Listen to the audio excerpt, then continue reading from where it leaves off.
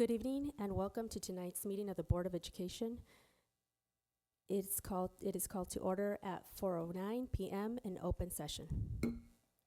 Tonight, we do not have requests addressing closed session agenda items.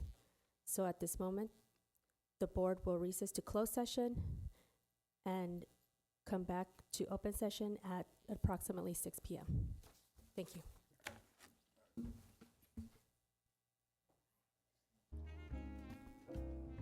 Good evening and welcome, everyone. Tonight's meeting of the Board of Education was called to order at 4:09 in open session, and the board then adjourned to closed session at 4:09. We will now reconvene the meeting in open session at 6 o'clock p.m. Board Clerk Amy Stewart will update us on closed session topics. Good evening. The topics discussed in closed session were student matters, public employee discipline, dismissal release, pending litigation, and anticipated litigation. There were no actions taken. Replacement page for agenda item 10.2 is on the back table. Tonight, we have requests for public comments. While meetings of the governing board are not public meetings, they are open to the public. Individual speakers will be allowed 3 minutes to address the board on each agenda or non-agenda item, and the board will limit the total time for public input on each item to 21 minutes as per board bylaw 9322.2. Could we please have Kirsten Clinton to the podium?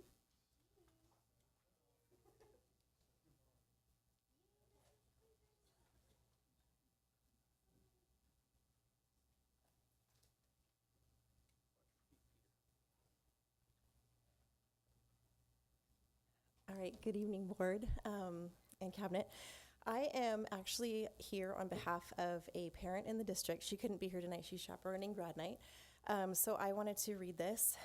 Christopher, we wanted to thank you for all of your service, and I will thank you personally later, but I wanted to read her letter to you. Christopher Mendoza, what are you doing sitting up there tonight? Shouldn't you be at Disneyland right now? As a senior at Mayfair High School, with just 1 week left before graduation, I think you could have been excused tonight. I believe most people here would totally understand you wanting or even needing to be with your classmates and friends celebrating one of your last days together at grad night. Instead, you chose to be here to fully complete your service to the BUSD community and to vote on a very important item that will affect our community, our students, and the future of BUSD. The fact that you are sitting up there speaks volumes about you, the kind of person you are, and the kind of leader you are. When this community started advocating for a student board member, it was part of an effort to have a board who truly represented this community. It was hoped that giving a voice for our students would also somehow change the dynamics and culture of the board, which in turn would help change the direction this district was going. Personally, to be honest, I thought a student board member would just be a person more along the lines of a higher level ASB president. I was wrong. We got you, and we are so lucky. You are an inspiration. You are intelligent, articulate, thoughtful, and hardworking. You didn't just advocate for students, you advocated for all of us, parents, teachers, and staff. I think that you went above and beyond for your duties as a student board member. More than time and effort, you gave your full heart. You are amazing. In this crazy, mixed-up, post-pandemic world, I see hope for our future in you. Thank you, Christopher Mendoza, for your service to our Bellflower Unified School District community. Congratulations on your upcoming graduation from Mayfair High School. I wish you the best of luck at the University of California, Merced. I hope you keep doing what you're doing, as it will bring you all the success in life. I hope you stay true to yourself, as that will surely bring you happiness, because above all else, I truly wish you happiness. And this is from Arlie Nakagawa.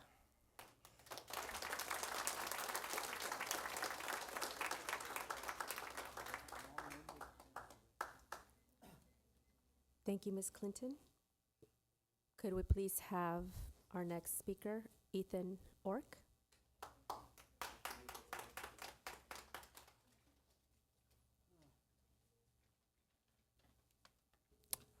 Good evening, esteemed board members, superintendent, assistant superintendents, administrators, teachers, and family and friends of the Bellflower Unified School District. My name is Ethan Ork, and I am the Mayfair Middle School ASB president. I am also the Mayfair PTSA Middle School student representative. I stand here today to shine light on an amazing fellow student at Mayfair. This person has not only transformed his own life, but made a beyond exceptional impact on the lives of students, teachers, and administrators. Christopher Mendoza has done so many things for all of the individuals of the Bellflower Unified School District. He has gotten us Metro Go passes, which allow for free transportation for students.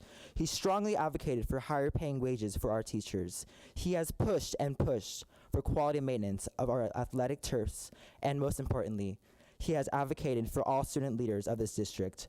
Christopher has paved the way so that new generations of student leaders like myself have a voice.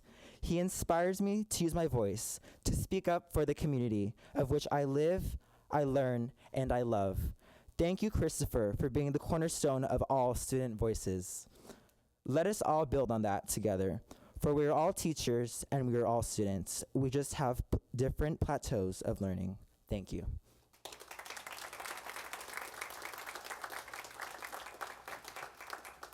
Thank you, Mr. Ork. If we can have Robin Mutz Balo. Sorry.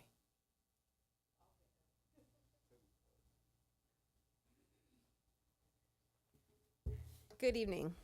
Sheryl Sandberg stated, "Leadership is about making others better as a result of your presence and making sure that impact lasts in your absence." I believe that Chris Mendoza has done exactly that. He has made our board better by his knowledge, questioning, and advocacy for students, teachers, and families alike. I am thankful that lawmakers have the foresight to ensure student voices are heard through Ed Code 35015. I am thankful to the board for knowing that our student board member is not restricted by the Brown Act and giving Chris Mendoza the freedom to communicate with anyone who they feel has insight in helping our district improve. I am thankful to the board for abiding by Ed Code and allowing our student member to be present on the dais and listening to his legally mandated preferential vote. It is also important that the board continues to follow Ed Code, which states that the student board member is able to question witnesses, discuss issues, receive all open session materials, participate in all meetings, and make motions. I cannot thank Chris Mendoza enough for all that they have done for the students and teachers. He provided the district with valuable information about transportation and helped open the world for students with a bus pass program. Chris has been an integral part in making sure that all students have access to Chromebooks, especially when our own student board member was told there was no Chromebooks to be issued to him. Chris Mendoza has spoken up about food issues that we have on all of our campuses. They even advocated for less pizza, all the while apologizing to his fellow classmates, but wanting to make sure that every student is served nutritious and appetizing meals and being mindful of the financial impact of what we are providing. Chris Mendoza advocated for his teachers to be paid an equitable wage and spoke to how his teachers have supported him in his education as well as his life journey. I cannot thank Chris enough for all they have done for us. I know that he has left a lasting impact on all of us and a legacy for future board members to follow. Go into the world, Chris, and make us proud. You've given me so much hope for the future. Here's a small gift, I gotta grab it, from all of the teachers at Mayfair. As we send you out into the world, please continue to advocate for those with little or an unheard voice. Thank you, Chris.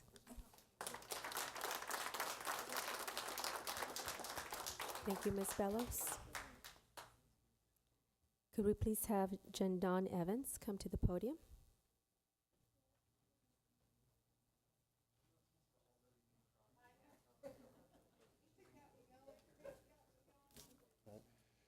Good evening. Thank you, board, for having me here. And I, too, would like to thank one board member in particular, and that's our student board member, Chris Mendoza. First of all, I'd like to start by talking about the position itself and expressing my gratitude and total support for this position to continue after today. I believe that any great board is always trying to create a nexus between the community and itself, and this position has proven to be an invaluable method of doing so. So many times we get to hear Chris refer to the experiences of a student in our district and hear what his colleagues are saying and thinking and wishing and hoping. And that has been so amazing. And in that way, this position, this position gives those who don't necessarily have a voice a profound and significant voice. So to me, moving forward, in order for our board to continue to live up to its full potential, I believe we have to have a student board member. And I strongly encourage you guys to continue on with the position. Part 2 is about Chris. I did not know you well at all before you became a student board member, so I wasn't sure what to expect. And from day one, I have just been so overwhelmingly impressed by you. When I watch you up here, if you had told me or anyone that you were a regular adult board member, or even the board president, no one would question it. You have been amazing from day one. You've handled yourself and your duties with a maturity and an efficiency that's just top tier. I'd say we're lucky to have you as a student board member, and we are, but the reality is we're just lucky to have you in this district in any capacity, student board member and student. And wherever you go and whatever you do, they are going to be so lucky to have you as well. And I just want to finish by saying that I came here to thank you and to advocate for the role to continue on. But the reality is, while there might be another student board member after you, there's only ever going to be one Chris Mendoza for sure. And thank you for letting us have you for a brief time and for everything you've done for BUSD. Thank you.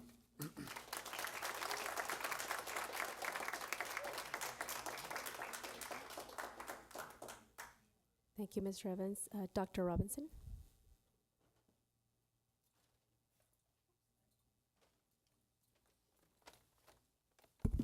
Thank you, board and superintendent and cabinet. Mr. Mendoza, may I have your attention, please? This is all about you. I got to see you when you first came in. I didn't get the honor of being your kindergarten teacher, but I watched you on the playground. I watched you run across the playground, and now I'm going to watch you walk out of this district, a product of the work that we do here. And I want to thank you personally. And I want to give you something as you go off, because I'm all about the stuff.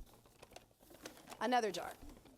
As you see, there's money. You asked me for $50,000, and I'm sorry, but you did not do enough negotiation to get me more than 15% this year, so there's not $50,000 in this jar. So good luck with what's there. That's all I could spare. But inside this jar also are some memory stones. They represent the 3 areas in this district that started you. The first is ILC, so there's a stone from where you began. And then Mayfair, there's a stone from where you will go from, and then from the board, the district office, because these are the 3 pillars that have started you here in this district. We didn't make you who you are by any means, but we certainly contributed to who you will become. And as you move forward, I don't want you to forget the stones that you stepped on to move forward to where you're going next. And what I want to encourage you is to gather more as you go. This is your story and your legacy. And as you move forward, everyone can stand and say, go do great things, but you've already done great things. If this is the end of your legacy and you just live a simple life, you've already done enough. You've done more in this lifetime than most people do in a long grown-up lifetime. You were a child when you came and you're adult as you leave, and we are super proud of you. So I don't want you to forget to record your memories. You can either put each of the stones in a picture and then all the places that you go. I want to encourage you to fail. Fail forward. Go and do things that you don't think you can do, because that's the only way you're going to continue to grow and learn. I believe we're going to see you in the future doing some remarkable things, but even if you don't, you are enough. You are enough. You found your voice here. You found yourself here, and you had the courage to stand up and represent who you are. That's going to impact people forward for generations and generations that you don't even live to see. So thank you for all you've done, Christopher.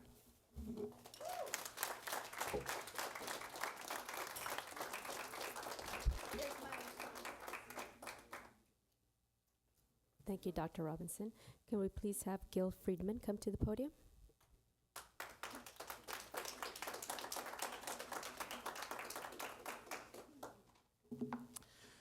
Good evening, everyone. My name is Gil Friedman, and I am the current Mayfair Middle School Vice President, as well as the next freshman class president of Mayfair High School. As you know, Christopher Mendoza has accomplished many things in favor of our district and school. He has pressed for students to have meals that they really enjoy. When meals aren't good quality, kids tend to pass them up or even throw them away. I've discussed with my peers and staff at Mayfair regarding this exact issue. But the most notable thing Mr. Mendoza has done for us is the creation of the Student Cabinet. The Student Cabinet allows not only students in leadership roles, but also artists, musicians, scholars, and athletes to connect with our principal and fix issues on campus. We have Christopher to thank for that. Thank you.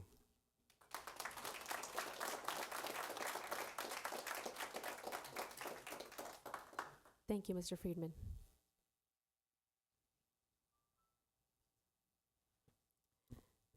Do we have any amendments to this evening's agenda? At this time, we are going to withhold the presentation on a student board member and student voice structure and policy, and we'll bring it back at our next meeting. At some point, Christopher and I will be meeting with each of you one-on-one just to go through some details of some things that we want to iron through to bolster this position. We're going to postpone it for tonight, but we're bringing it for next meeting for sure. But in between, we're going to have meetings with you guys just to make sure that you see the vision behind what we're trying to do. Thank you, Dr. Roddy. Do I have a motion to approve amendments to the agenda? So moved. Second. Roll call, please. Board Member Mendoza? Aye. Ms. Armstrong? Aye. Dr. Alhesson? Aye. Ms. Stewart? No. Mr. Critchfield? Aye. Mrs. Garza? Aye. Thank you. Our flag salute will be done by the Custodial Security Manager, Mr. Patrick Turner, will lead the flag salute this evening. Welcome, Mr. Turner. Thank you. Please stand to join me for the flag salute. You can remove your hats. Please place your right hand over your heart. Ready, begin. I pledge allegiance to the flag of the United States of America and to the republic for which it stands, one nation, under God, indivisible, with liberty and justice for all. Please be seated.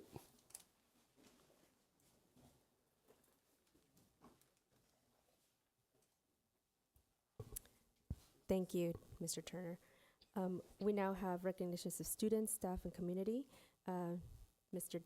Dr. Dottie. So at this time, I would like to ask the board to come down in front of the dais while Mrs. Carter assists us in recognizing this event. With the recognitions this evening, sorry.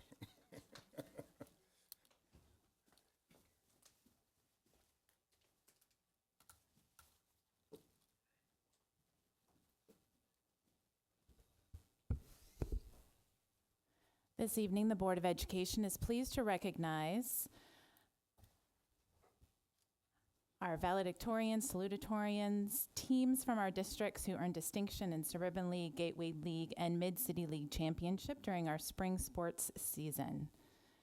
Thank you, Board, for joining us up front.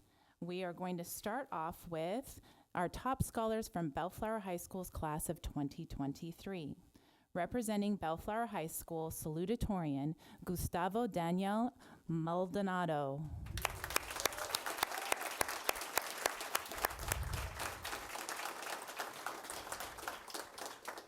Daniel moved to the United States in the fall of 2016. He was born and raised in Cuenca, Ecuador. He has been enrolled in Bellflower Unified School District since 6th grade, attending Ernie Pyle before coming to Bellflower Middle High School. Daniel managed to be reclassified from ELD within a year of his arrival to the U.S. He enrolled in the most rigorous courses, including 7 AP and various honors classes during his time at Bellflower High. Daniel is the president of both the California Scholarship Federation and Latinx United Clubs. Daniel is also a member of the Academy Program of Excellence, Link Crew, National Honor Society, and Ceramics Club. Daniel has also been deeply involved in Bellflower athletics as he is a co-captain of the school's volleyball team as well as a member of the swim team. This upcoming fall, Daniel will be attending the University of California, Santa Barbara. Although he will be attending as an undeclared major, he is excited to enter his new chapter of his life. Congratulations, Daniel. Very nice job.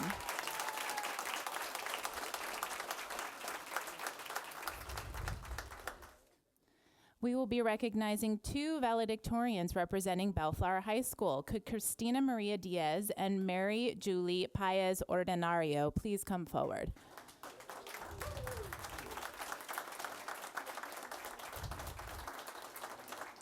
Christina has been enrolled in Bellflower Unified School District since kindergarten. She attended Washington Elementary before promoting to Bellflower Middle and High School.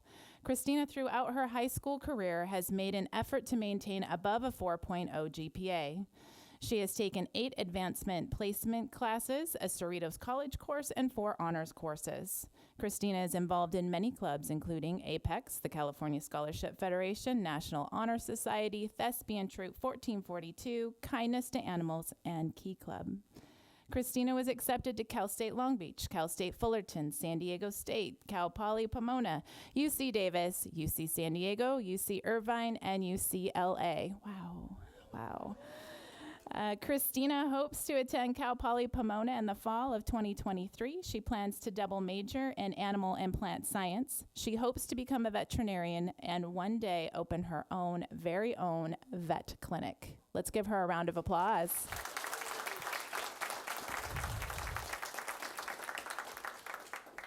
And standing next to her is Mary. Mary has been enrolled in the Bellflower Unified School District since her 5th grade year, attending Esther Lindstrom Elementary prior to attending Bellflower Middle High School. Mary is the team captain for the girls' tennis team, won 3 MVP awards, 3 medals, and first place in her league with a record of 24-0. Her most prideful achievement is winning Athlete of the Year at Bellflower in both her 8th grade and junior year. Congratulations on that. It does not end there. Mary has been a part of the vocal program for 6 years as well as the theater program for 5, becoming president and co-president of the programs and landing herself the role of young Fiona in Shrek, Ariel in The Little Mermaid, Angelica in Hamilton, Belle in Beauty and the Beast, and most recently, Dolores from their spring musical Sister Act. The opportunities provided on campus have allowed her to become the first student in the Bellflower Unified School District to win the prestigious Musical Theater West Scholarship. Mary has been involved in many clubs and organizations on campus: the Filipino Club, Key Club, Link Crew, and the Academic Program of Excellence, California Scholarship Federation, the School Senate, National Honor Society, Diversity Initiative Club, and the dance team. Mary joined and excelled in AP honors classes and attended summer classes at Cerritos College. She is proud to have been accepted to UC Berkeley and plans to attend the school this following year. Congratulations, Mary.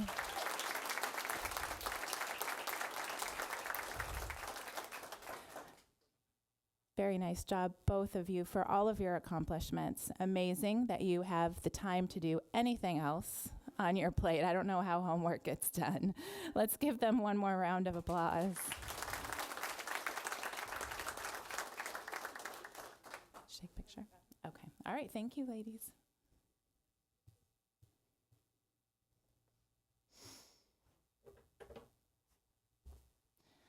If we could please have Bellflower High School swim coach Sylvia Claren come to the front.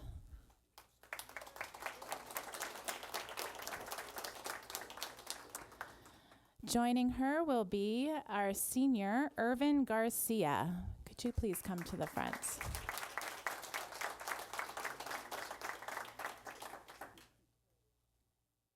We'd like to recognize senior Irvin Garcia for earning the individual Gateway League champion in the 100 freestyle and 100 backstroke events. This was the first season back for the swim team program at Bellflower High School since the pandemic, and Irvin did a great job representing them. Congratulations, Irvin.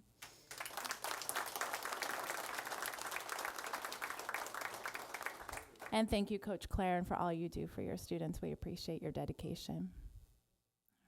Thank you very much.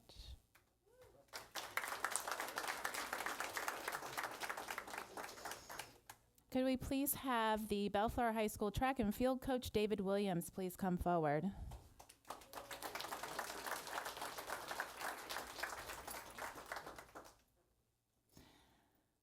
And joining him, could we please have junior Samaya Hopkins and sophomore Robert Bowler please come forward?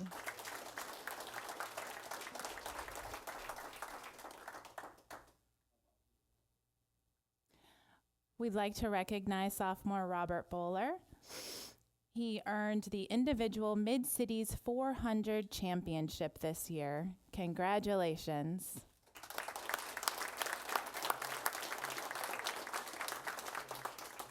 And thank you, Coach Williams, for your dedication to our students. Truly appreciate that.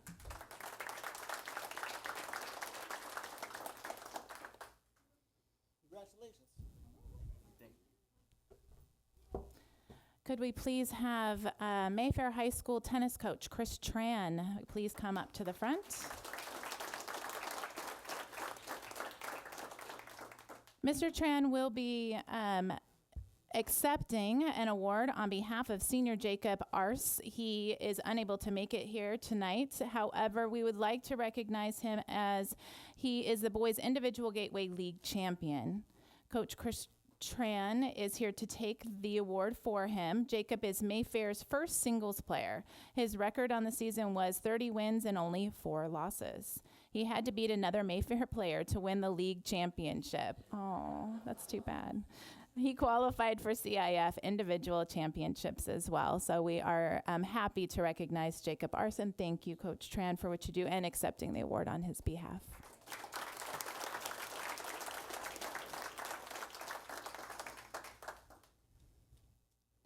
If we could please have Mayfair swim coach Matt Price come forward.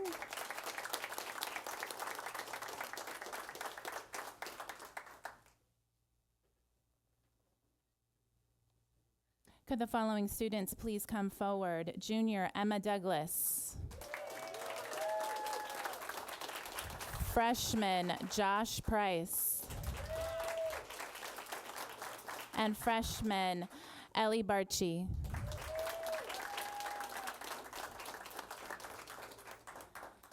Emma is the Suburban Valley Conference champion in both the 200-meter individual medley and the 100-meter freestyle. She went on to CIF prelims and CIF Southern Section finals and placed third in the Division IV 200-meter individual medley. Congratulations, Emma.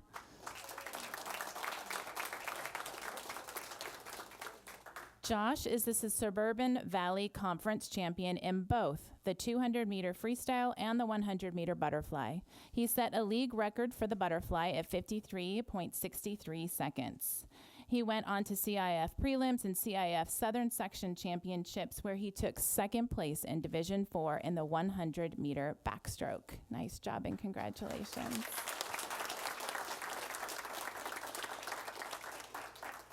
Ellie is the Suburban Valley Conference champion in the 100-meter backstroke. She qualified for the CIF prelims and the CIF Southern Section Divisions 4 finals, finishing 6th in the 200 freestyle. Congratulations.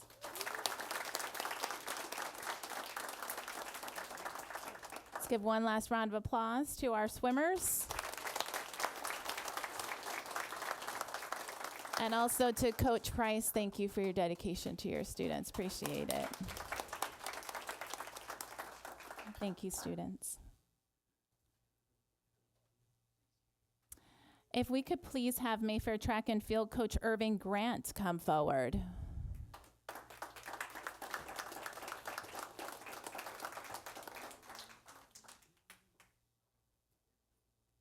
And can the following students come forward? Adrian Rocco Mercado, sophomore Javon Chubol, and Joseph Aguilar. We'll give them a round of applause, although they're not here tonight. So thank you, Coach Grant, for accepting their awards on their behalf.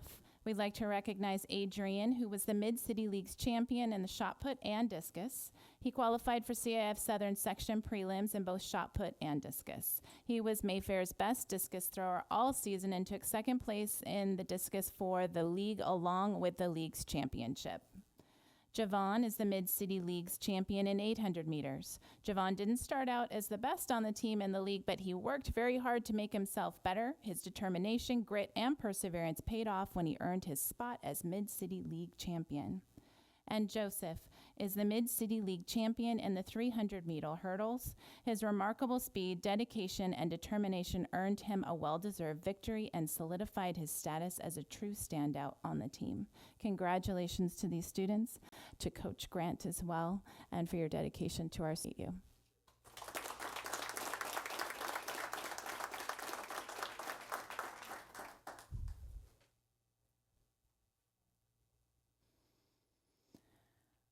We still have some recognitions. However, that's the end of our student recognitions that we're going through tonight. If there are any family members that are in the audience that are here with their awardees, could you please stand up? We'd love to give you a round of applause for supporting your students and awardees. All right.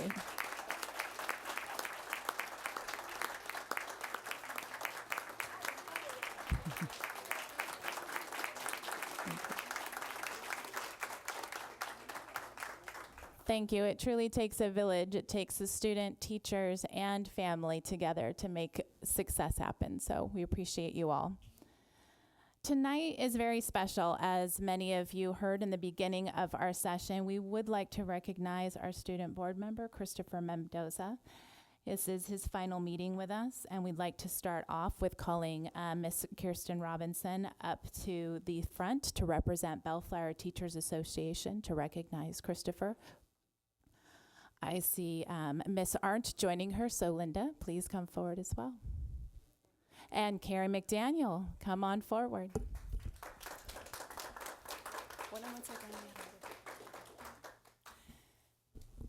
Tonight we come to the end of a defining chapter in our district's history as we sunset the inaugural run of our student board member, Christopher Mendoza.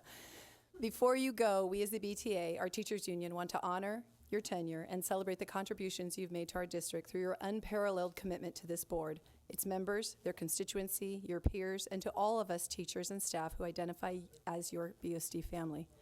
Every time our union negotiations have escalated to the level of public demonstration, we've always been supported by our students, and while we've been discouraged by the resistance we've encountered internally, we've also been humbled and encouraged by the compassion, advocacy, capacity, and empowerment of our student body. We watch as our students rise up, step forward, and speak candidly with conviction and common sense. Last year, we witnessed the same spirit of democracy rise in our student population as you and your peers successfully rallied for the right to student representation on the board. At one of the lowest points of our district's history, we witnessed one of the most profound demonstrations of student efficacy and self-governance. The result was your being elected as the first student representative to our district school board. No one could have imagined how influential you would be in your role. What seemed like a nod to formality wound up evolving into a viable platform for student voice. You did that, Christopher. As the pioneer of this position, you stepped into uncharted territory and defined forward the role you helped create. You served through unprecedented times in our district, the release of our former superintendent, our district in limbo, a school board election and the seating of two new members, Mr. Critchfield and Ms. Stewart, a superintendent search, interviews, and the final selection of Dr. Durati. Then the redesign of the board calendar, including increased and restructured meetings. This was not the board you ran for, but it was the one you have steadfastly contributed to. You spoke openly and freely about your concerns, student needs, and the issues that arose that baffled and perplexed you. You innocently stated the things that just did not make sense to you.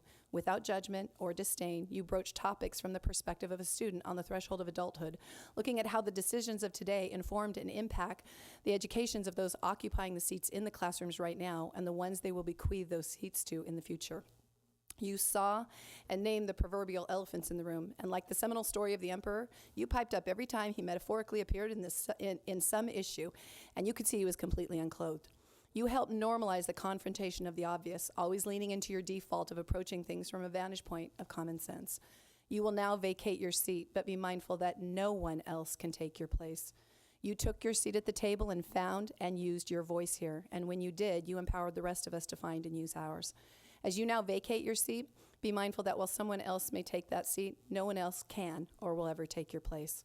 Go forward into the great unknown and embrace every opportunity that presents Try, succeed, fail, try again. Reach for more than you think you can grasp and trip from imbalance on your tippy toes, overreaching, not over the chances you hesitated at and didn't take at all.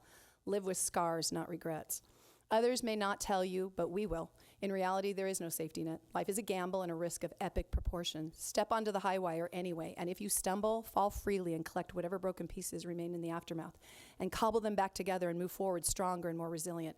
That's the secret of living intentionally, purposefully, and without regret, no matter the outcome. Go where the path may lead, but remain curious and full of wonder, and wander every once in a while. Not because you have to, but just because you can. This place, this time, these people help set the trajectory of your future, but you get to be the architect of your own destiny, to decide where you will go. You get to choose what you will do. You get to determine what you will become.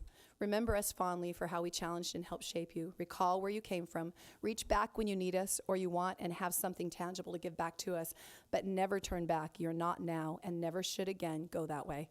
Live loved, find kind, and speak life over your amazing life. Nearly 2 decades ago, after almost 3 years of battling cancer together with my late husband, I was spent and wondering what would happen next. I went to a pharmacy to pick up thousands of dollars of medication, which wasn't quite ready. So I took a walk down the street muttering aloud, I need to know what will happen next. I just need to know. I was astonished when I looked down, and there in the street was etched a fable, which closed with the truth that the ending of anything is the beginning of something new. Hold life in your hand with a very loose grip. Nothing lasts forever, so treasure what you have when you have it. Be present and grateful, but when chapters close, thank them for what they gave to you and what they took away from you, and then let them go. Thank you, Christopher, for showing up and for how you chose to show up. We value you and will miss your face and voice in this boardroom. We appreciate your contribution. We value you and we want you to go confidently in the direction you now choose. Step boldly away from the end of this thing to your beginning of something new. Our invitation to you is this: love, laugh, lose, and learn. But through it all, live life, Christopher. Live your purposeful, valuable, beautiful, meaningful, necessary, wonderful life.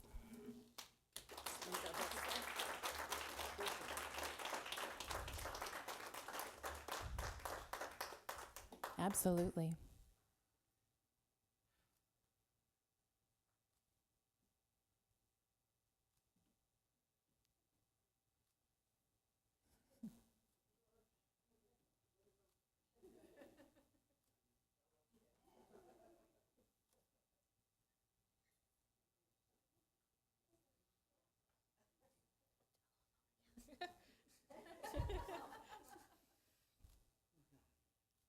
Okay, now maybe one for him standing in the middle. Stand in the middle, Chris. There you go.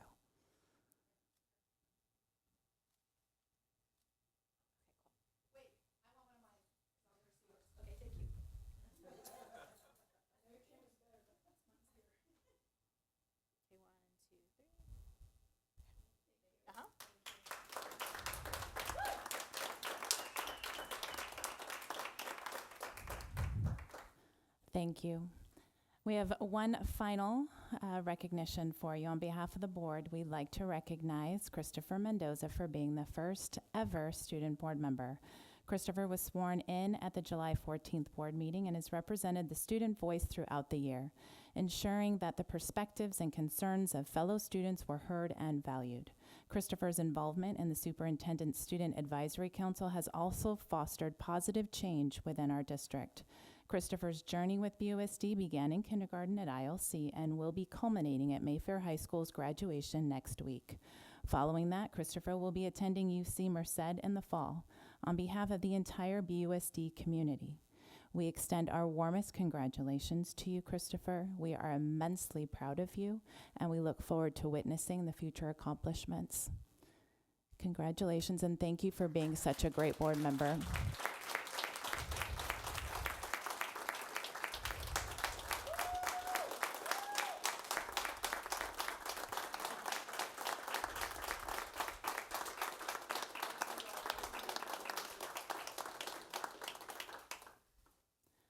As you're getting your last hugs, just a reminder or something special, your plaque was made for you from our Somerset students. You're welcome.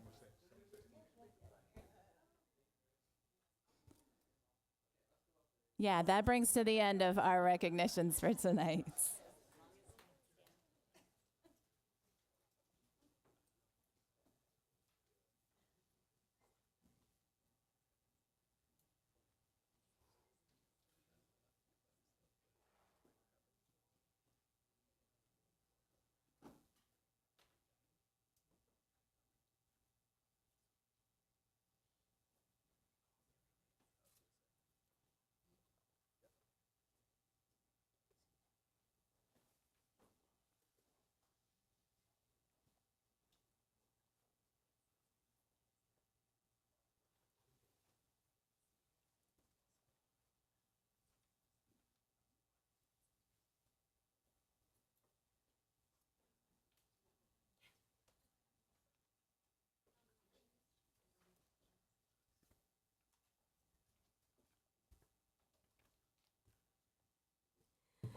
Thank you, everyone. Presentations, Dr. Drotti? Yes, we will have two presentations this evening. The first one will be led by Mrs. Saluma Huljin, and she will guide you through the presentation on facilities. And just kind of to set the context so that way we frame this conversation well enough. This is what we call a study session. We're not going to ask for direction or anything here, but this is more or less about just providing information for you, because in the future, we're going to be talking about some decisions that we have to make. But instead of compacting all that in one meeting for us to be here forever, we need to chunk these conversations. And then once we seek direction next time around, we're also going to possibly ask for actions that will take place. But so this is more or less about this is the status of our facilities, and that will then lead into some possible future decisions that we have to make. Mrs. Huljin? Thank you, Dr. Drotti. So as Dr. Drotti said, tonight we're providing you a facilities and maintenance update. And just to give a little bit of background here, as I do know that we have some new board members that have joined us since some of this information has been provided. Back on May 4th, almost a year ago, we provided the board with some district history in regards to our facilities. And at that time, we discussed the fact that Bellflower Unified was established back in 1956. And when I say that, it was established as a unified district. However, we actually had some schools that were already built and being used. For example, Frankie Woodruff actually was originated in 1948, and 1943, and Thomas Jefferson in 1948. Then on October 4th, we had Mr. Nicholson here from EHNA, who came and presented a facilities needs assessment along with some demographic information to the district regarding priorities that they evaluated to see that were needs within our district for our facilities. Then just at our last meeting, we provided you an update with the bond and some of the projects that we were able to complete through the bond measure. And then tonight, we're here to provide you an update, as Dr. Drotti was saying, and some information regarding where we are, some challenges, and the next steps that we're looking to take forward. So first of all, let's start with some projects and potential projects there. So currently, right now, we are, as you well know, completing our STEAM building, even though we had our dedication ceremony on May 15th, which was well attended, and we had an opportunity to showcase that building to our community. The actual notice of completion has not yet been signed. We've got some last minute things that we are working on, but we'll be ready to start and having our students in that building in the fall of 2023. We are also in the process of our fire alarm systems, a phase design of our fire alarm systems, and upgrading all of our fire alarm systems so that they're all on the same panels and operating. We have updated some of our HVAC and continue to, as well as the filters, upgrading filters and CO2 monitors. And this is actually something that is going to be funded. If you recall, one of the items for board item approval was the acceptance of the CalShape Award. And so we were recipients of that award, and this is something that's going to be taking place through that award, that grant there. And then additionally, we have 3 projects here that you see with an asterisk there, and those are projects that we are currently waiting for approval to possibly be able to use some of our one-time ESSER funding, and that's to renovate all of our playgrounds at our elementary sites. Currently, they all have wood chips, and there's also some accessibility concerns with them, and so looking to be able to upgrade, of course, with those ESSER funds to mitigate the possibility of germs being passed along. So that's one of the ways that we're looking at that, as well as our marquee, updating that for communication throughout the community, which was one area that we want to enhance whenever these closures happen, and hopefully never do happen again, but if they do. And then also access control for public-facing doors. Additionally, internal faucet, toilet, and urinal replacement. That, again, is actually through our CalShape Award. And so we will be moving forward with some of that. And then finally, relocation of portable classrooms. As our STEAM building was being constructed, we did have some portable classrooms that were being used at that time to house our students while we were going through that construction. We actually bought 6 of those portables, knowing that we had portables throughout the district that needed to be replaced. And now that those portables aren't going to be used, we're relocating those portables to other sites that have older portables that need to be disposed of. So that's currently some of the projects that we have going on. And again, these are projects that are being funded through the general fund, as we've discussed before, for the STEAM building, paying the last portion of that, the cost for that building, as well as our routine maintenance, and our bond started with that STEAM building, as well as ESSER funds. Next, these are some projects that we have discussed in the past of currently being projects that are on hold. And these were projects that were potential projects on our bond. And as shared in the last meeting, now that we've come to the depletion of those funds in our bond, is these projects are on hold. They are DSA ready or ready to go out to bid. However, it would cost approximately $25 million to complete some of these projects. So before we get into some more information regarding where we are and where we've been, I wanted to give a little bit of background in regards to the conditions of California schools, just to help for a frame of reference here. So based on two sources of information, this is from the CSBA School Facility Report that embedded improving K-12 school facilities in California. It was noted in this report that 38%, and again, this is California and statewide, 38% of students attend schools that do not meet the minimum facility standards. 25% of students attend schools with damaged floors, walls, or ceilings. 14% go to schools with malfunctioning electrical systems. 15% attend schools that have at least one extreme deficiency. And when we're talking about extreme deficiencies, those are water leaks, power failure, emergency information not being accessible. And then we have 70% of our schools over 25 years old, which Bellflower is one of those districts that falls in that category, but it is 70% of our districts, of our schools, throughout the state that fall in that. And then currently the facility inspection tool is what is used to identify areas of school site. That's known as our FIT report. And we've talked about the FIT report and the reports of our FIT report, and those are found on our website through our accountability report card. And that FIT report is a visual inspection. And what that visual inspection looks at is the standards of being clean, safe, and functional. Districts have school buildings of various ages, as shared previously there. And then finally, because of the state finance, the way it finances its share of school facility funding through statewide bonds, and as some of you may know, in 2020, there was a push for a bond, a statewide bond for facilities that did not go through. The unpredictable nature of school funding has led to dramatic ups and downs in regards to what the state is actually able to provide for facilities.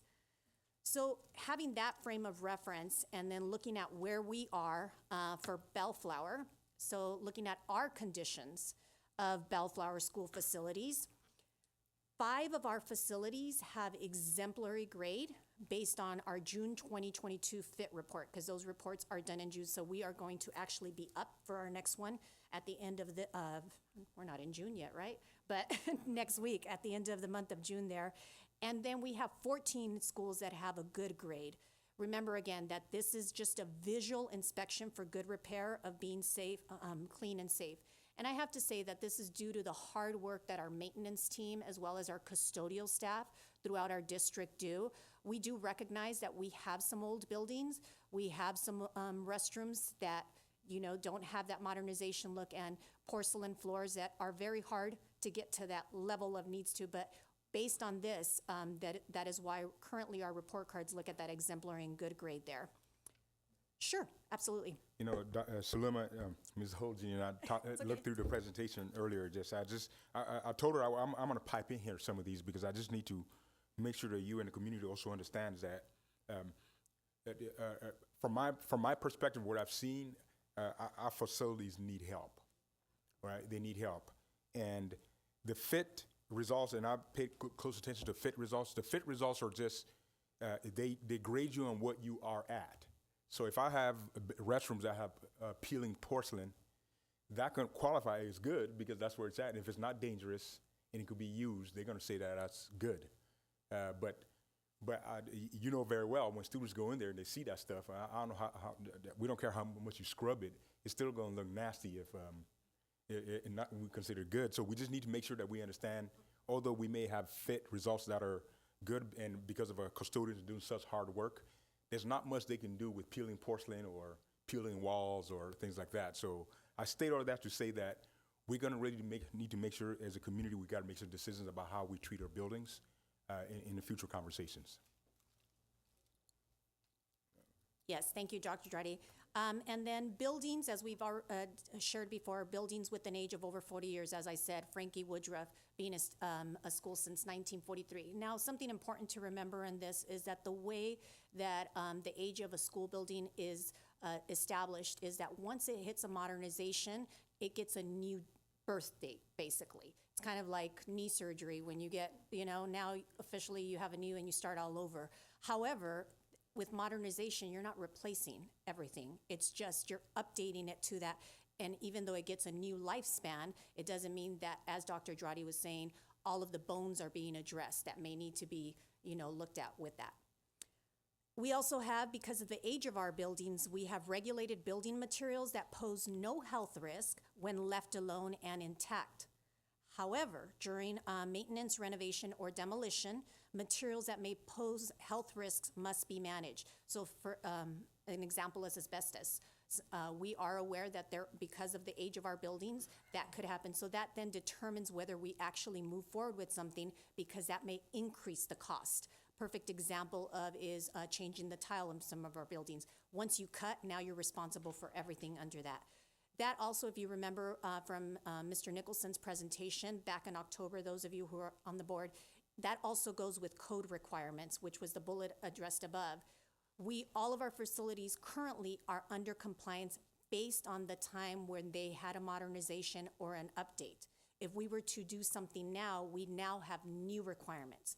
So later on, you'll see that some of our buildings don't have all of the ADA accessibility. Again, that does not mean we're out of compliance, because at the time that building was modernized or changed, those codes were not in place. However, if we were to make a change today, now we would have to follow those new code regulations.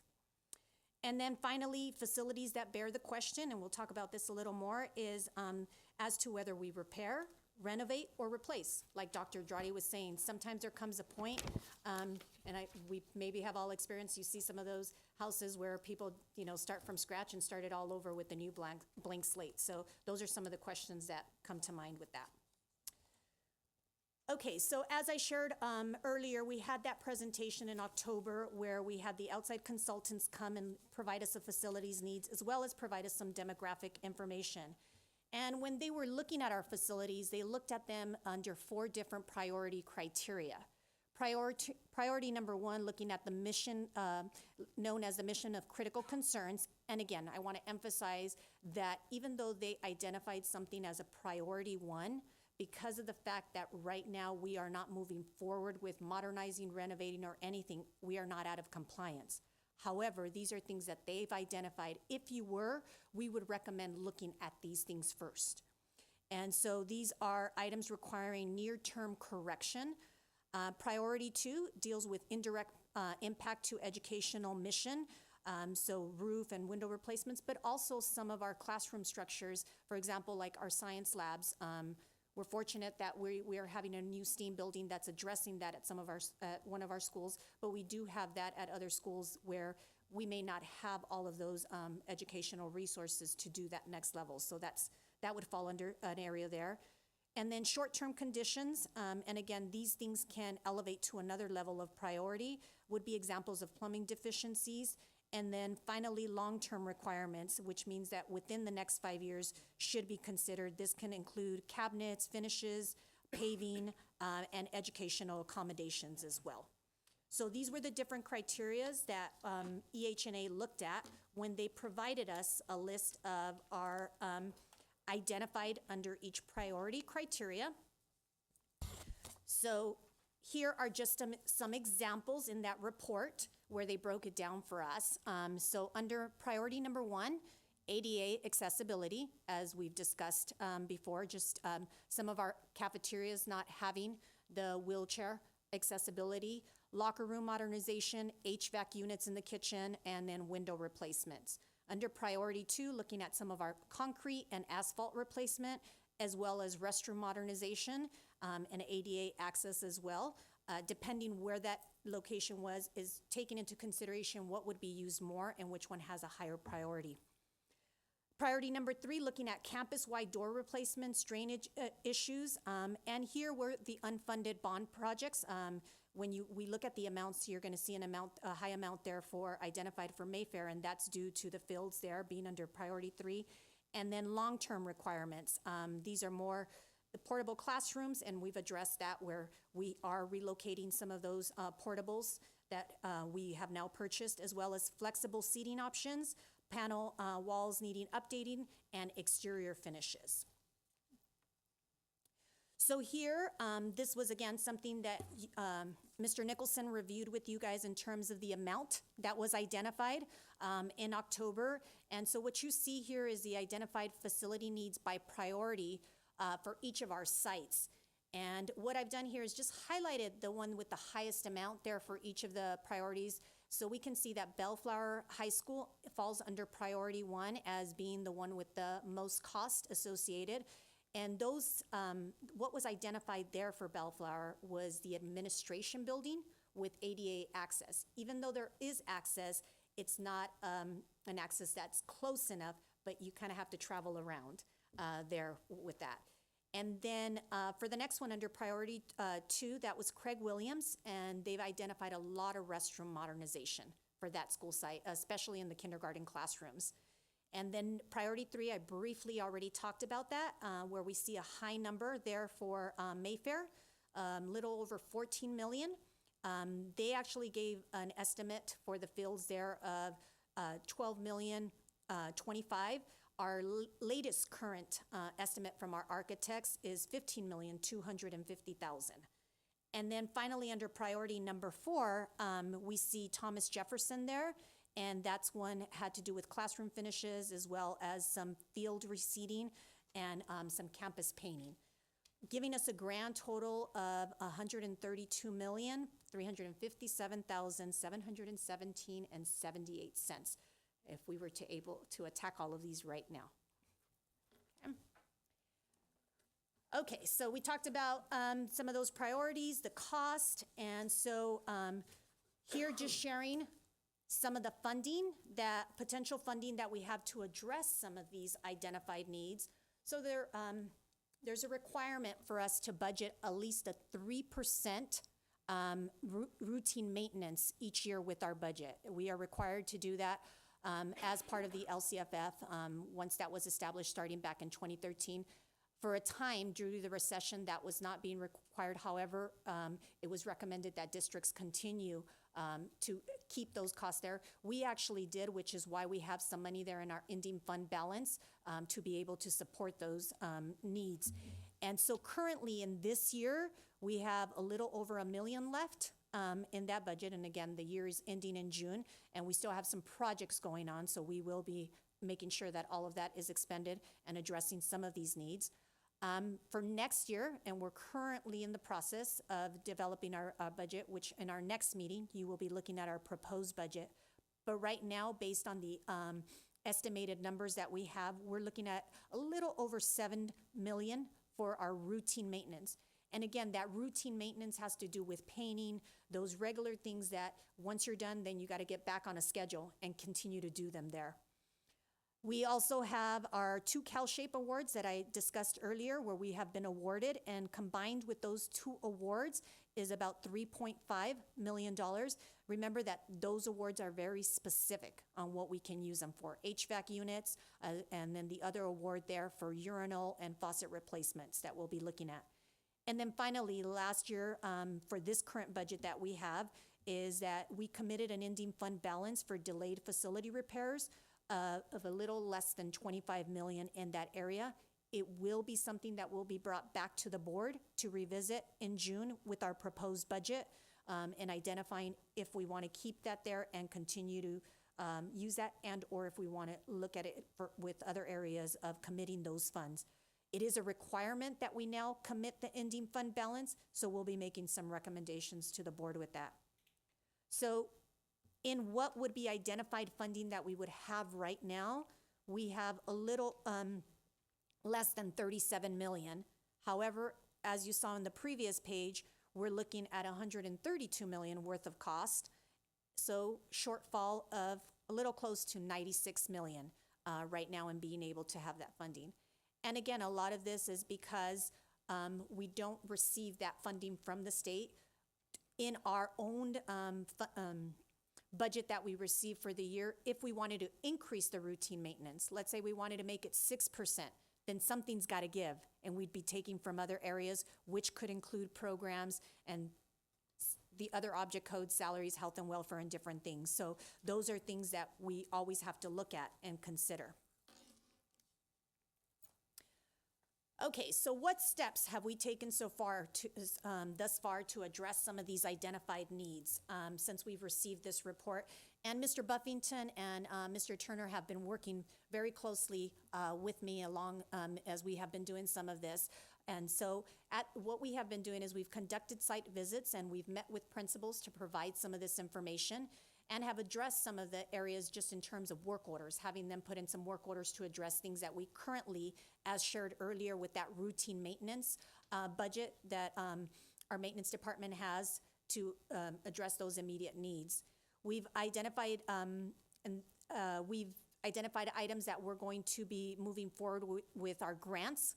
And also, again, with our routine maintenance, for example, our painting of our schools, our door replacements, and asphalts, and we're working on getting that on a schedule. We are working on also getting estimates for additional projects. So, for example, one of the areas that was identified was the science labs at Bellflower High School, and being able to present whether renovation of the science labs is something we want to move forward at this time and or replacement. And those are the different options that we want to look at. And then we provided information to the architect firm to give us a proposal and look more in depth as to whether, based on the information, we repair, renovate, or replace. And options continue to develop a plan of action for projects outside of that routine maintenance. So those are some of the steps. Which then leads us into, based on this information, is do we repair, renovate, or replace? So when it comes to educational facility construction projects, they typically fall into two categories. Either you're going to do completely new construction, where you're going to start with the blank slate, what we did with the STEAM building. And what are the benefits of that is you're implementing the latest technologies, right? And materials go towards a longer lifespan. However, they are much more costly. And or you look at modernization of projects. And that then continues, as I mentioned earlier, it does expand the lifespan. However, you can run into some challenges that even though it may be a shorter time project, while you're modernizing, you may run into discovering some things which may up the cost. And then depending on how you're going to utilize it, is it better just to start from scratch? So the questions we ask ourselves when we're deciding which route to go is, has the facility been properly maintained? And again, I have to say that we have very good bones in a lot of our facilities, and so we've been able to do that, and I'll share with you some projects that we've actually engaged in where we've renovated. And then asking ourselves, are there health and safety issues, such as accessibility concerns, structural implications? So for example, at Ramona, when we redid the cafeteria there, that was a renovation, and it did not have a wheelchair accessibility, but we added that. So that's an example when that decision was made. And then, can existing facilities continue to be altered to accommodate the changing educational approaches? That's a big question. Okay. So here are 3 examples of projects that we engaged in where we looked at renovation versus starting with new construction. These are, two of them are at Bellflower High School, our culinary arts. We took the existing culinary arts classroom and completely updated it with all new appliances, technology. Took us about almost a year to do this. So also the time span of how long you're going to take something is taken into consideration there. Our auto mechanics, that was a little bit less of a time, but here, as you can see, updating the tables, adding some more technology, cabinetry, different things that are gonna make the role of that classroom a little bit more functional for the new needs that the students have. And then finally, our athletic trainer, we actually did this at both of the high schools there. In the locker rooms there, one of the rooms was turned into, and all basically that happened there is adding cabinetry and purchasing some new equipment. So these are some of the renovation projects we've done. And the nice thing about this is we've been able to do some of this with our CTEG funding. And so the next is challenges and things to consider for the strategic planning. When we are making these decisions and working with our architects, some of the things that we're going to be looking at is what are the instructional needs of students connected to the facilities? Declining enrollment. When we looked at that demographic study, we saw that we continued to decline in enrollment. And if some of you may recall, we had Mr. Nicholson provided us a usage information of our school sites, and all of our schools were being underutilized with the exception of Mayfair. And the reason Mayfair wasn't being underutilized was because we had the construction taking place at that time. But all of our other schools, we had one school that was only being used 36%, the capacity of that school for actual instruction in terms of students. And that again is due to our declining enrollment. Our annual routine maintenance requirement, again, as I shared, does not even make a dent on the identified needs. Funding restrictions, this is something we struggle with because sometimes we do have our principals wanting to do some things because we do receive a lot of categorical funding, title funding, as well as even our supplemental and concentration. Unfortunately, these are not funds that we can use for these types of projects. So those put some restrictions there. And if ever audited, we would have to pay that money back. So that's why we don't even go there. Annual funding, as I've shared before, does not support that modernization or new construction. Inflation cost and changes in the compliance regulations. We saw that with some of our situations with the STEAM building and change orders.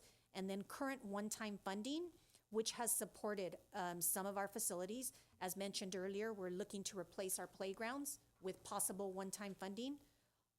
Many of our schools got outdoor shelters with some of that funding. That is no longer going to be available. So these are some of the challenges and things we have to consider as we do some of this strategic planning. And so finally, some of the next steps that we will be engaging in and looking at for bringing some approval processes to the board there is to meet with potential architects to determine future facility visions for the district and to provide us some services in the following areas based on the facilities assessment and demographic study we received. So we want to look at further demographic analysis, which would include looking at the boundaries and a facility inventory, as well as looking at do our campuses have older buildings that maybe need to be replaced, which again, we are already doing some of that. We've already replacing some of those portables that no longer have a lifespan.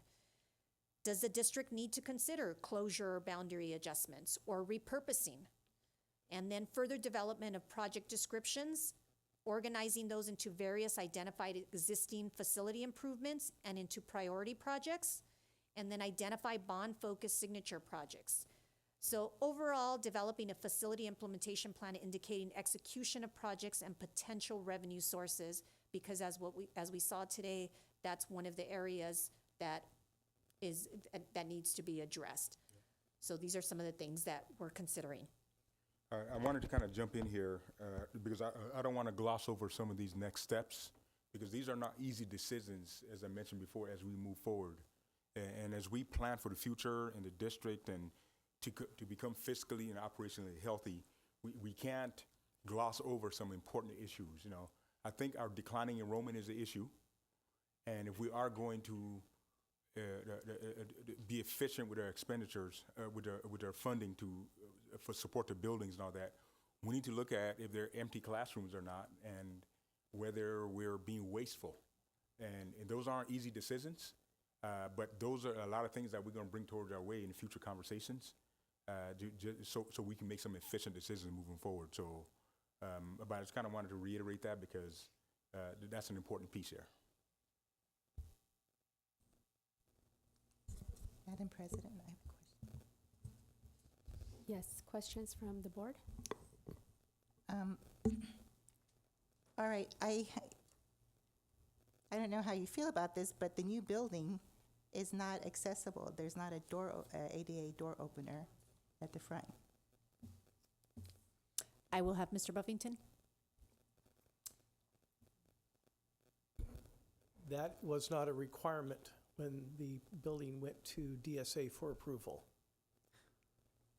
But I is a know new that buil- that any- doesn't, Any new architecture, pardon me? any new architecture under the ADA over $1 million needs to have access, and that's to the entrance.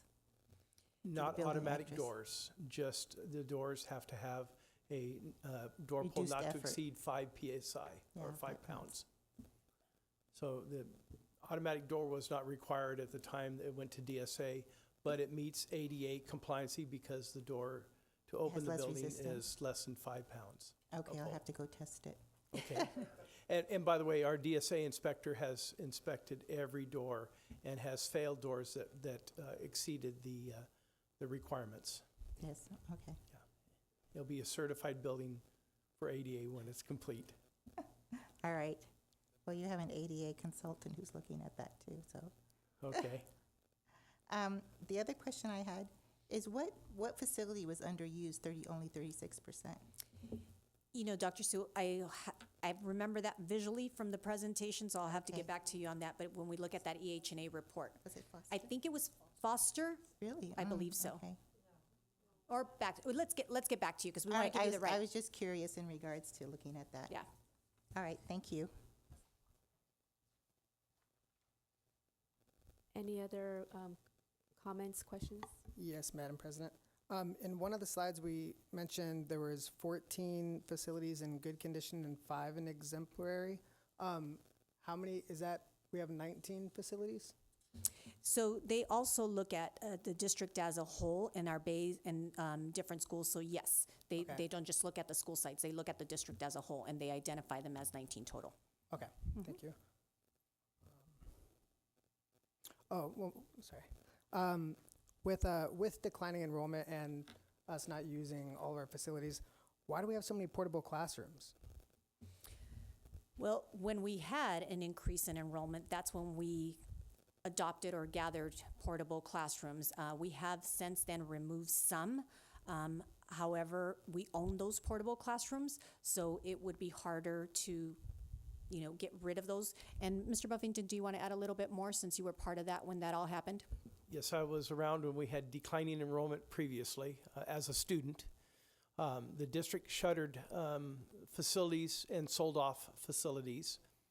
Then the baby boom hit, and our facilities became impacted, and we had a lot of relocatable classrooms on our sites. Now that was, 1990s when we started having a lot of relocatables back on our facilities.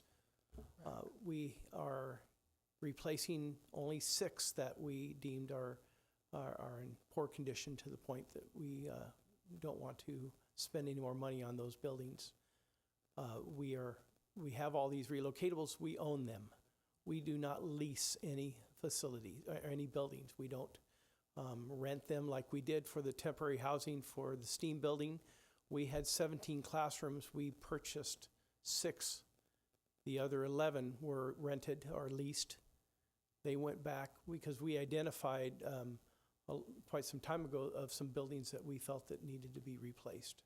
Is there an advantage to having classes in the portables? I mean, if we didn't have any, would there still be room in the other classrooms, or we need them? We still need them. Yeah. Yeah. At certain sites. Maybe you could say at one of the sites that is a 36%, maybe those other classrooms of that is remainder could be relocatables. But what would we do with them? They don't have any financial value.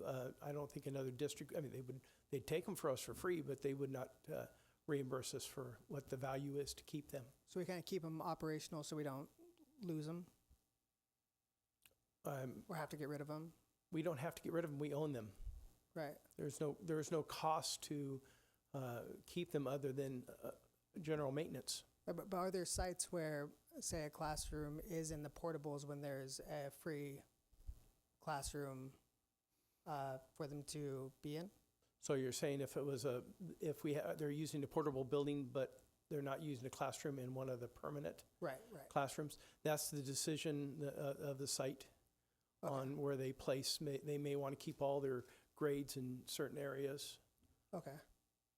Thank you. Okay.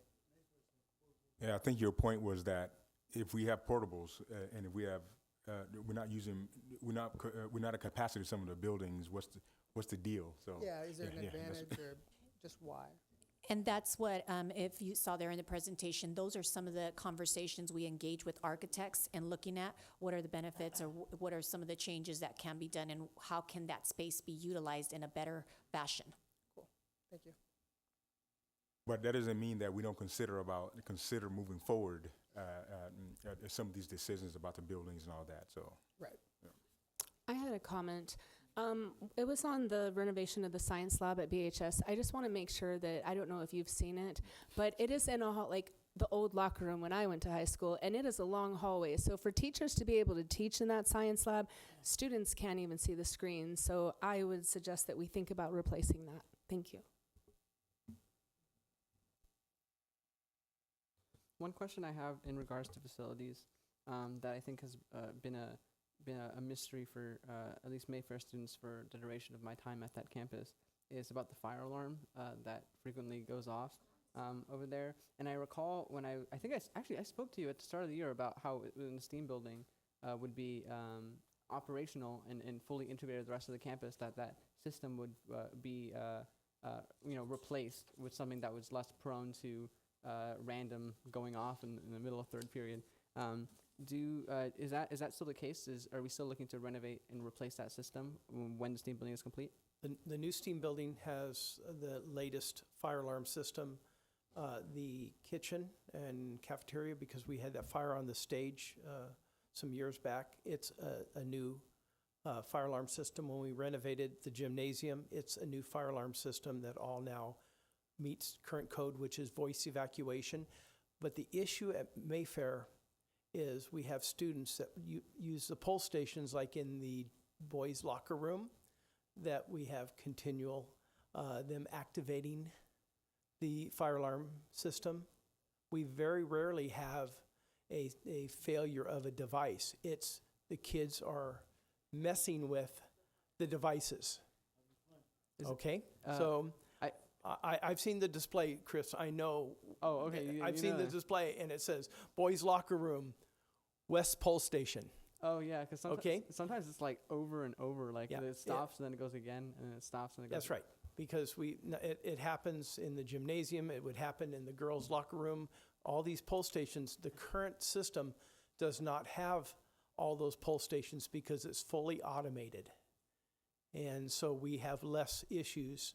When we put the 2-story classroom in at Mayfair, there was pole stations upstairs and downstairs, and we continually had the failure of the devices because kids were pulling them.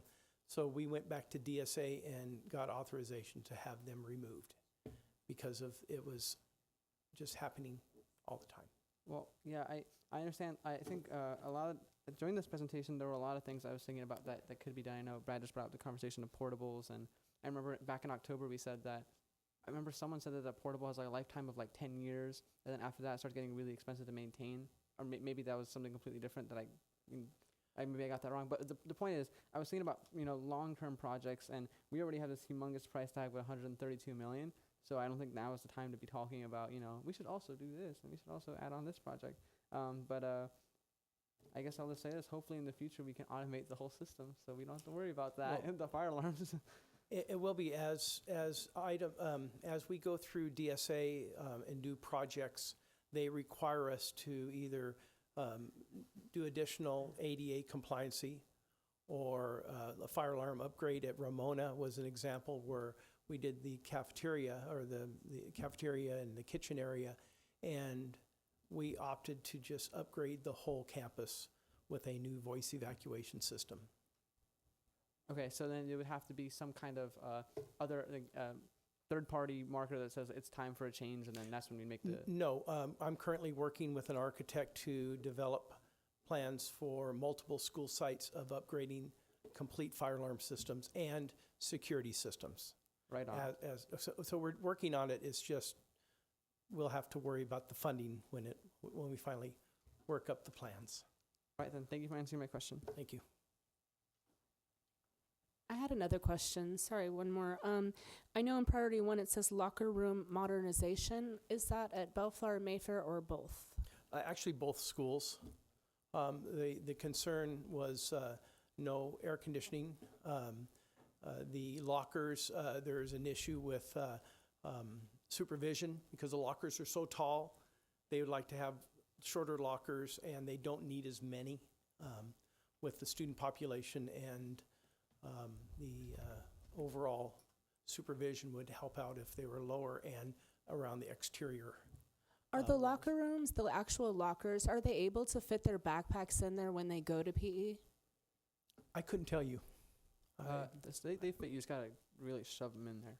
You gotta fold it a little bit, but it fits. So students are able to access those lockers to put their backpacks away for PE? For PE, Thank that's my you. understanding. We also have like a And- little cage on the side. So there's like rows of lockers, and then there's one row that's just like this like enclosed like fence, and then everyone kind of throws their backpack in there as a free for all. So then that area can get kind of tricky because that's where like the most like theft and like stuff happens. Because it's hard to tell like when a student's walking up to a backpack and really just pulling something out, like is it their backpack or is it their friend's backpack? But that's the cage. And the cage is only used when the locker or when the backpacks do not fit in the lockers? No, you can just choose to go into the cage. Like if you That's don't an option? if you don't want to remember like your passcode for your locker, you can just throw your backpack in the cage. Madam President, I have another question.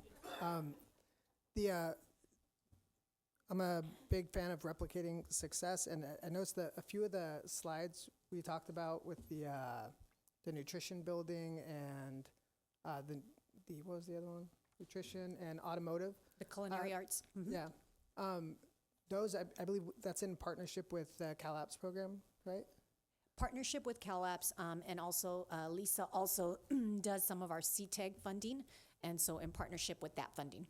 Okay. Is that something more, because I mean, those rooms are beautiful, and is that something that we can expand to other areas? Is that something that's been talked about, doing that? It seems like it's working. Yes, we are very fortunate to have that partnership, and Lisa continues to look at ways that we can enhance some of those programs. Awesome. As we saw some of them even with the STEAM building. Yeah. Mhm. Awesome. Thank you. Any other questions, comments? So at this time, if there's no objection, let's go ahead and take a 5-minute recess, please. Coming back at 7:28. Thank you.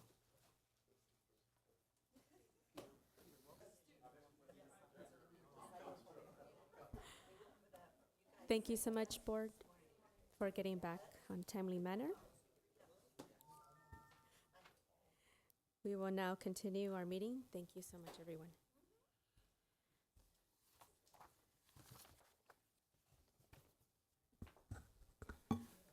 Do we have, we do not have a public hearing this evening? We're on the Oh, I'm second sorry. presentation now. Second so- presentation. Yeah, thank you. Sorry about that. Well, thank you. So this is the second presentation of the evening, and this is essentially the results of the safety committee conversation that we've had. And so I'm going to first provide some context of this presentation, which will lead to other possible future conversations we have around safety. So in response to the unprecedented levels of anxiety, fear, and frustration caused by prevalence of guns and mass shootings in the U.S., post-pandemic, we thought it was important to put together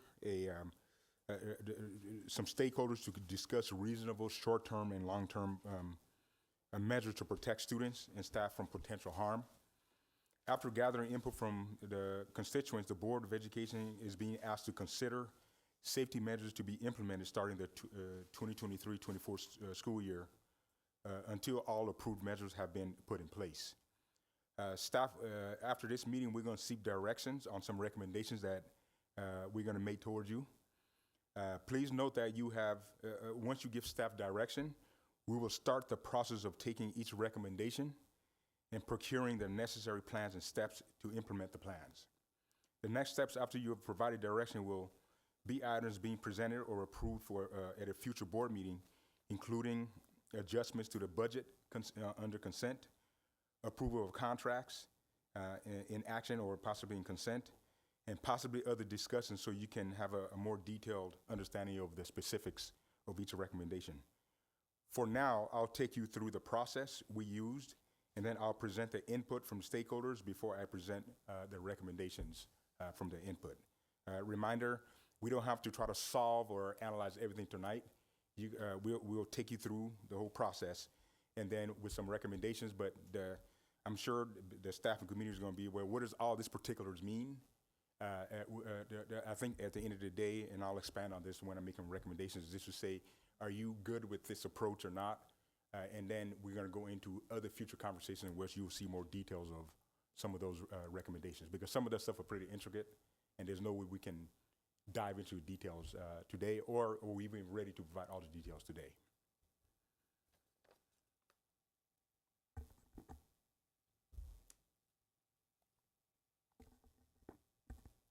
Right now, every district is talking about safety. And I talked to a bunch of superintendents that are my peers, or whether it be because of business or social, but this is a top of mind for everyone. And so I want to make sure that everybody understands that we're not the only ones dealing with this. Everybody in the nation is, and I'm sure you all watch the news and you see what's happening out there. But however, even with all the stuff that's happened we did have some issues that occur in our community and throughout the year, and particularly this second semester, that really encouraged us to have a huge town hall meeting at Bellflower High School to address some of the safety issues that have come up. I want to make sure that the community understands that why did you have a meeting at Bellflower, not at Mayfair or other places? It's not, Dr. Drade likes Bellflower better than the others. That's not the case at all.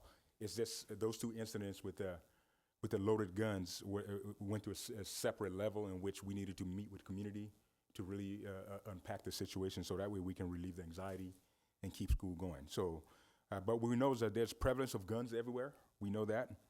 There is fear and anxiety that we need to address, and then obviously the mass shootings that are occurring throughout the nation at an all-time high.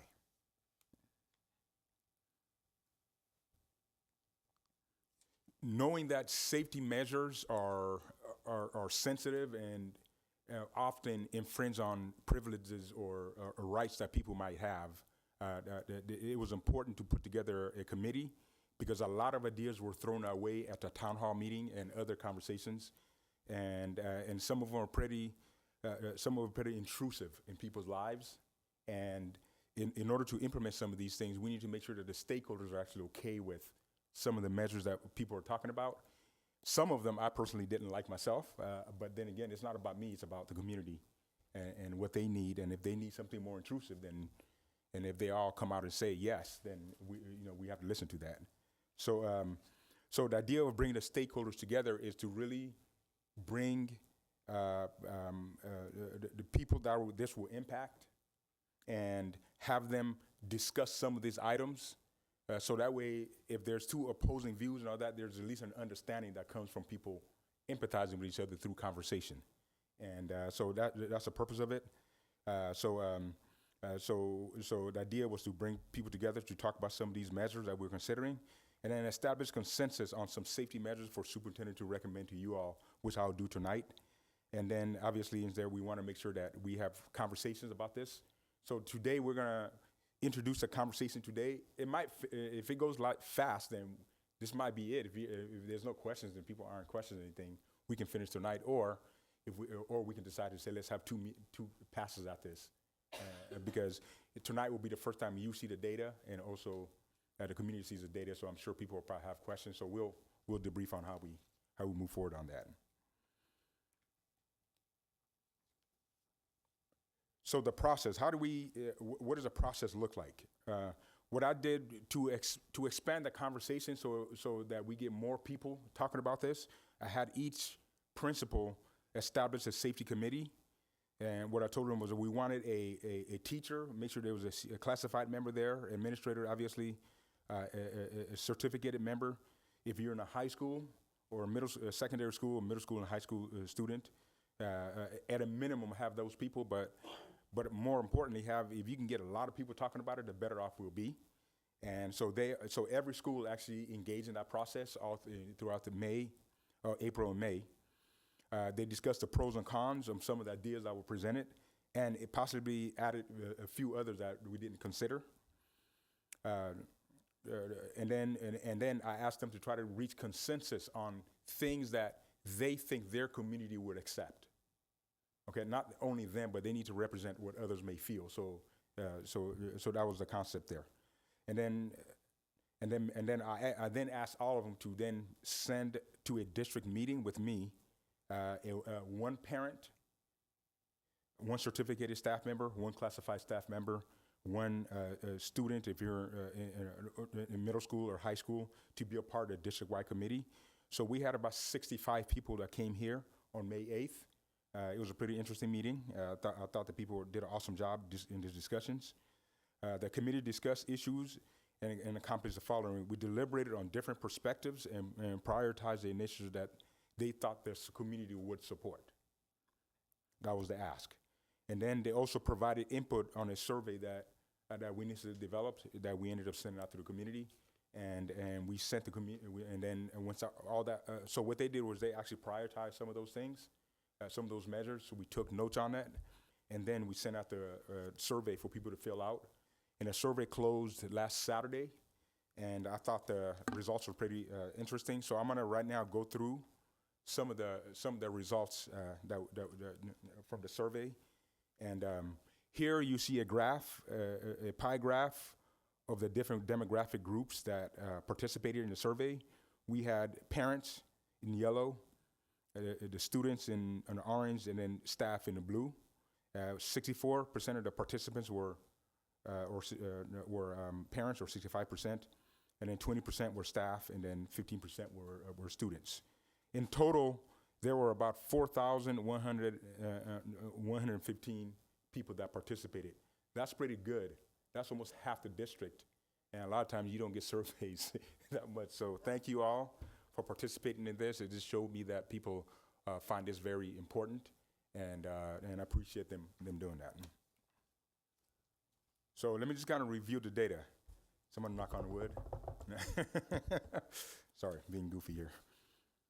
So what you see here is to the right is the committee's ranking of these particular protocols, and to the left is data that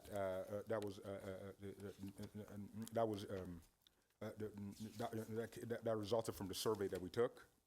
So the district, so this measure here is about the idea of implementing a visitor management system that allows schools to scan a visitor's ID and provide them with badges prior to entrance. Additionally, the system should automatically scan individuals through the sex offender registry, and then there will be an ID printed out for a visitor, and then staff would then buzz the student visitors in during the day. Obviously, this is not at the beginning of school, but this is when schools have started and people come through the front office. This was ranked number 1 out of in the committee conversations. And as you can see, the survey heavily supported with 74% of the community. And then 17% neutral. I mean, if you add those two together, I mean, it's almost a whole pie that says they either are okay with, they endorse it or neutral to it.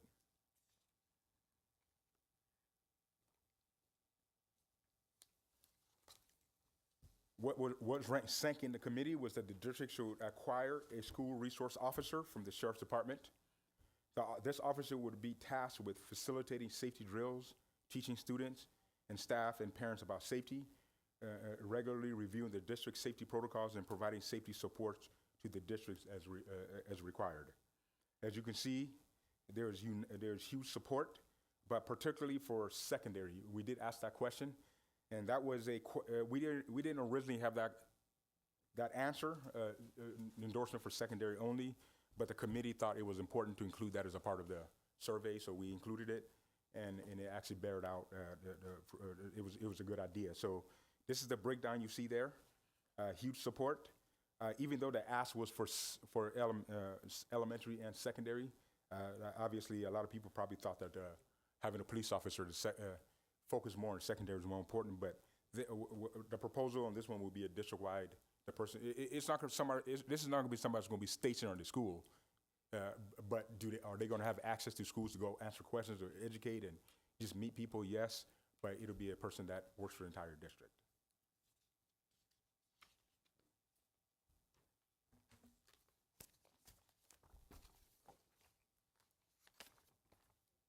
Excuse me 1 second here. What ranked third was implement canine dogs with a licensed training to detect gunpowder and drugs at secondary schools. The canines, while accompanied by a trainer, can visit schools and carry out random searches in classrooms, common areas, and restrooms. This is a ranked third, and then as you can see there is support for this in the survey. Most people wanted it for the entire district. Initially, we thought it would be for secondary only, but as you can see, the community responded saying, no, make this for entire district. That's consistent to what the committee also told me at that meeting, to make it for entire district. For those of you that are concerned about this, many, many districts have this.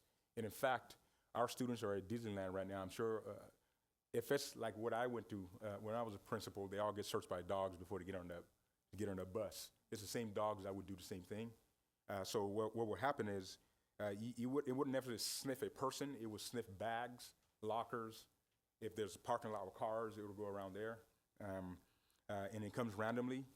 And the whole concept of this is that it gives reasonable suspicion for a staff member to go check on something if there is a detection. Okay, so anyway, that ranked third, and there was support for that. What ranked fourth was to post security guard at each elementary school and increase coverage at the secondary schools. And you can see here in the surveys, there was a lot of support for that, and for the entire district. And there you go right there. Right now, our elementaries don't have any security guards at all. Secondary do have some. There are about 4 or 5, Mayfair and Bellflower High, but there aren't any security guards at the elementary. And this would supply that if we do this. What ranked fifth was to establish a more streamlined pickup and drop-off process at elementary schools, focus on clear communication, efficient traffic flow, and safety. Establishing a consistent, organized system for parents, guardians, and students will help reduce frustrations, outbursts during pickup and drop-off. This was not originally a part of the measures that I included. This one came out of the committee's conversation, and they wanted to make sure that I was there, so we included it. And as you can see, it had a lot of support. I haven't really, they must know what's happening in drop-off and pickup, because I haven't cased it out enough, so there must be something that's going on there where it ranked fifth and a lot of people supported it, so we need to look into that.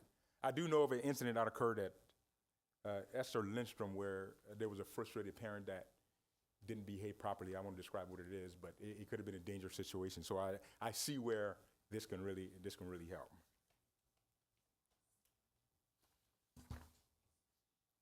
What ranked sixth was that each school should have an armed, contracted security guard stationed at the exterior to observe and monitor the perimeters.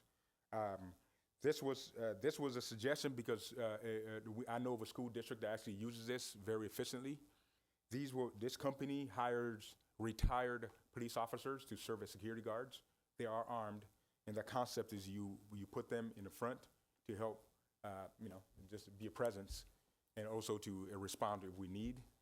But the concept of them having an armed security guard is really what it is. It is something that we have looked into how much it will cost. We think we can do this and be able to post one at each building. And if we do this with a partnership with a police officer, I think it can really make a good plan for us that's affordable. And so as you can see, the response on that is there was a huge support for it. So a lot of people said they want it for elementary and secondary, and then some people said they want neutral. About 16% said they didn't want that. But it seems like if you add all of it together, there was support, or at least 22% said they don't have an opinion on, they're neutral on it.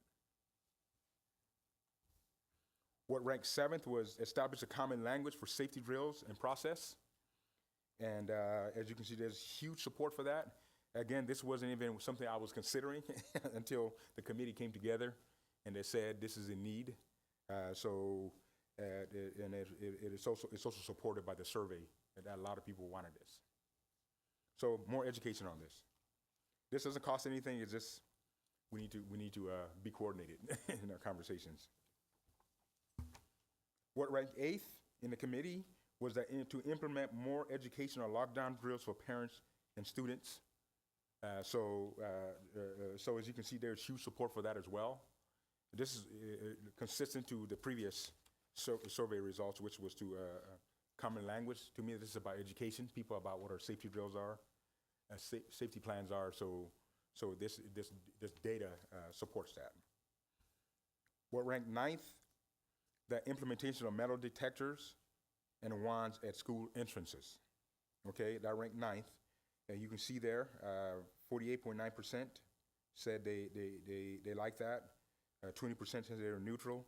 15 said no, and then 15.9 said for secondary only. Anyway, we'll talk about this. I got mixed feelings on this one, so we'll talk more about this here. What ranked 10th?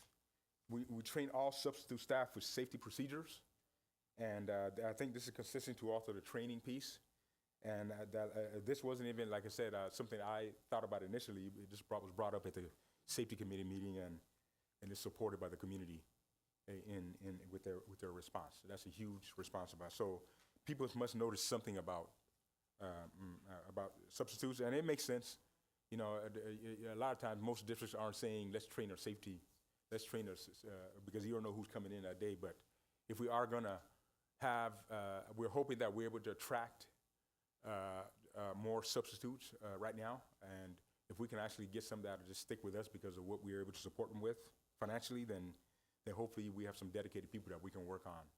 And then obviously we got some ideas on possibly securing subs throughout the year. So that way, in a temporary basis, so that way we don't have to go chase people down all the time. We can just use them. So that'll support that.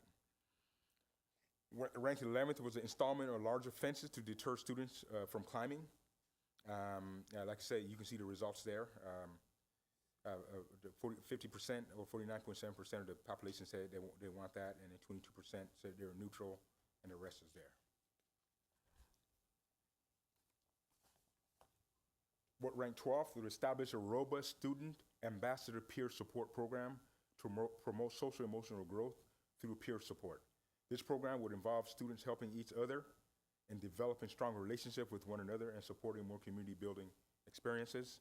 And I knew I had one of you board members like this idea introduced my way, but it came, but actually it was before I brought it up to the committee as a piece. Somebody brought this concept up already. So I just kind of tagged onto it, and when we surveyed it, and as you can see, there's support for it. What that looks like, for example, it would be in future conversations, but I have seen concepts like this in different schools for peer support and things like that.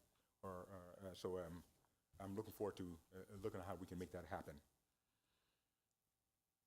I can't give you my recommendations yet, so I gotta keep you in suspense. And then rank 13 is just install a panic button at the entrance of every school for emergency use. This was another one brought up at the safety committee meeting that we included in the survey, and they're right in the fact that people wanted it. So, and you can see from the data there. 14th was implement regular assemblies for behavior expectations and consequences. I think the concept that students may not know what the consequences are if they're doing things was prevalent in our conversations at the committee meeting, as well as when we had the town hall. So the survey indicates that people agree that we need this. We do need this. And 15th was administrations and staff are provided and wear bulletproof vests during verification process when conducting search of a student's belongings. I think this one came because just a realization when you're searching a student that could possibly be armed. I think that was real when we had the 2 incidents at Bellflower High. Luckily, we had the students and staff report the situation, but to go verify it involved us engaging the student, and I think that concept, you think about it, it kind of freaks you out, right? You know, so that one's, and then, but you can see that wasn't, it was brought up, but as you can see, this was not as popular. I understand it. It just provides a certain context of schooling when people walk on with bulletproof vests. So what you see there is the results there. And then lastly, the rank 16th was implement a policy requiring students to use clear backpacks, enabling staff to easily view the contents inside. That ranked last, and as you can see here, there's people did not support that, and I heard it loud and clear even at the safety committee meeting, like, heck no, we're not doing that. So with that, I'm gonna just kind of give you my recommendation on this. So let me kind of give you my rationale for what I'm recommending, and then we'll leave it up to questions. But obviously, this is about conversations. I really do take credence to what the community, the committee came together with, because we were able to, for 2 hours, talk through things and get people to see each other's perspectives. And so I take what they have to say to heart. And also, in a survey, obviously just verified some of those things, but the surveys, there isn't that deliberation that takes place. So you're just one person. You might not be talking to another stakeholder to see whether people support that or not. But you take the combination of both, and also the wisdom that we hold as staff and different things about schooling and what it means for schools to exist, the culture that we want to build in schools. You take all of that, and then you add financially, can we afford some of this stuff? And then so I use all of that to make some recommendations. So I'm going to show you what they are here. So we'll see if you like them or not. If you don't like them, we can continue to deliberate on it until we get to a place where we want to move forward. With that, I want to say we need to increase security, particularly at the elementary. It does make me a little nervous that my youngest students are, somebody can easily come in there, whether it be somebody that's transient or somebody running and hopping a fence, or just stuff. So who's there to guard the gates? I think is something I want to make sure that we look into. I like that concept of the armed security. I think we've cased it out. I'm comfortable that it's because it is ex-police officers, not just any old person that's trained, and it is something we can afford. I know of a district that does it. Dr. Avila and I are going to probably take a few. If any of you guys want to join us too, we're going to visit Beverly Hills this summer just to kind of talk to them. The company actually did come here, and they had a good conversation with Dr. Williams and gave us some proposals that we can consider. So we felt comfortable after talking to them, but we also want to hear from the school districts that's using it, so we're going to go visit there. But I'm recommending that. The buzz-in system and a panic button, I combine those two together. And this has to do with the whole first rating about making sure that we process visitors. And so I'm recommending we do that. And that's something we can do. I think the community is going to have to understand that, look, you don't have the same access. We're going to have to verify you before you just walk on in. And sometimes people, and I'm hoping people, because the survey said they like that they're not going to give us staff trouble when they infringe on their procedures they've enjoyed before. Implementing K-9 dogs, I like that concept. I'm recommending it because it is a powerful, powerful thing as a deterrent. And I used it as a high school principal. A lot of schools use it right now, even around us. And it is a way, we're not here to try to catch anybody. We're just here to say, if you're going to mess around, don't do it in school. Okay, we don't want you to mess around at all, but if you're going to do it, don't do it in school. Right? So what I've seen in this is, when I was a principal, is very interesting. And these dogs are coming in at random time. You be in a cabinet meeting where you just got to get up and go take them to where you need to take them. But what's interesting, if they come in first period, by third period, you find dumpsters full of stuff that students have cleared out. And that's all we want, right? Get rid of it. We're okay. Just don't do it here. So I like that concept. Installment of larger fences to deter students from climbing. Now, this isn't something easy. This is going to be a bond conversation in the future. So it's not a 23, 24 school year thing. I'm still mixed on this piece. Don't get me wrong. I just think people are thinking the issues are internal, but when a police officer gets here to talk about safety and how we respond to violence and or something happening on campus, the running is a part of it. Okay, running is a part of it. And if we're just thinking, let's just make sure that no one comes in, well, sometimes we need to get out, right? So we need to consider those things. So anyway, more to talk about. Like I said, I'm mixed on that one, but I did put that there because people liked it. Secure a school resource officer to support the entire school district. And that's one I think we're working with sheriffs right now. In talking to all the superintendent friends of mine or peers of mine that we meet regularly just for lunch to kind of catch up on some things or compare notes. I think I was the only school district in the last meeting I had with the neighboring school district superintendent, the only one that did not have a resource officer that's dedicated to the school. We have a resource. I don't want to get, we have support from the sheriff's department, we do. All I'm saying is somebody that's paid by us, that works with us on a consistent basis. I was the only one at that table out of 5 that didn't have one, so I think we need one.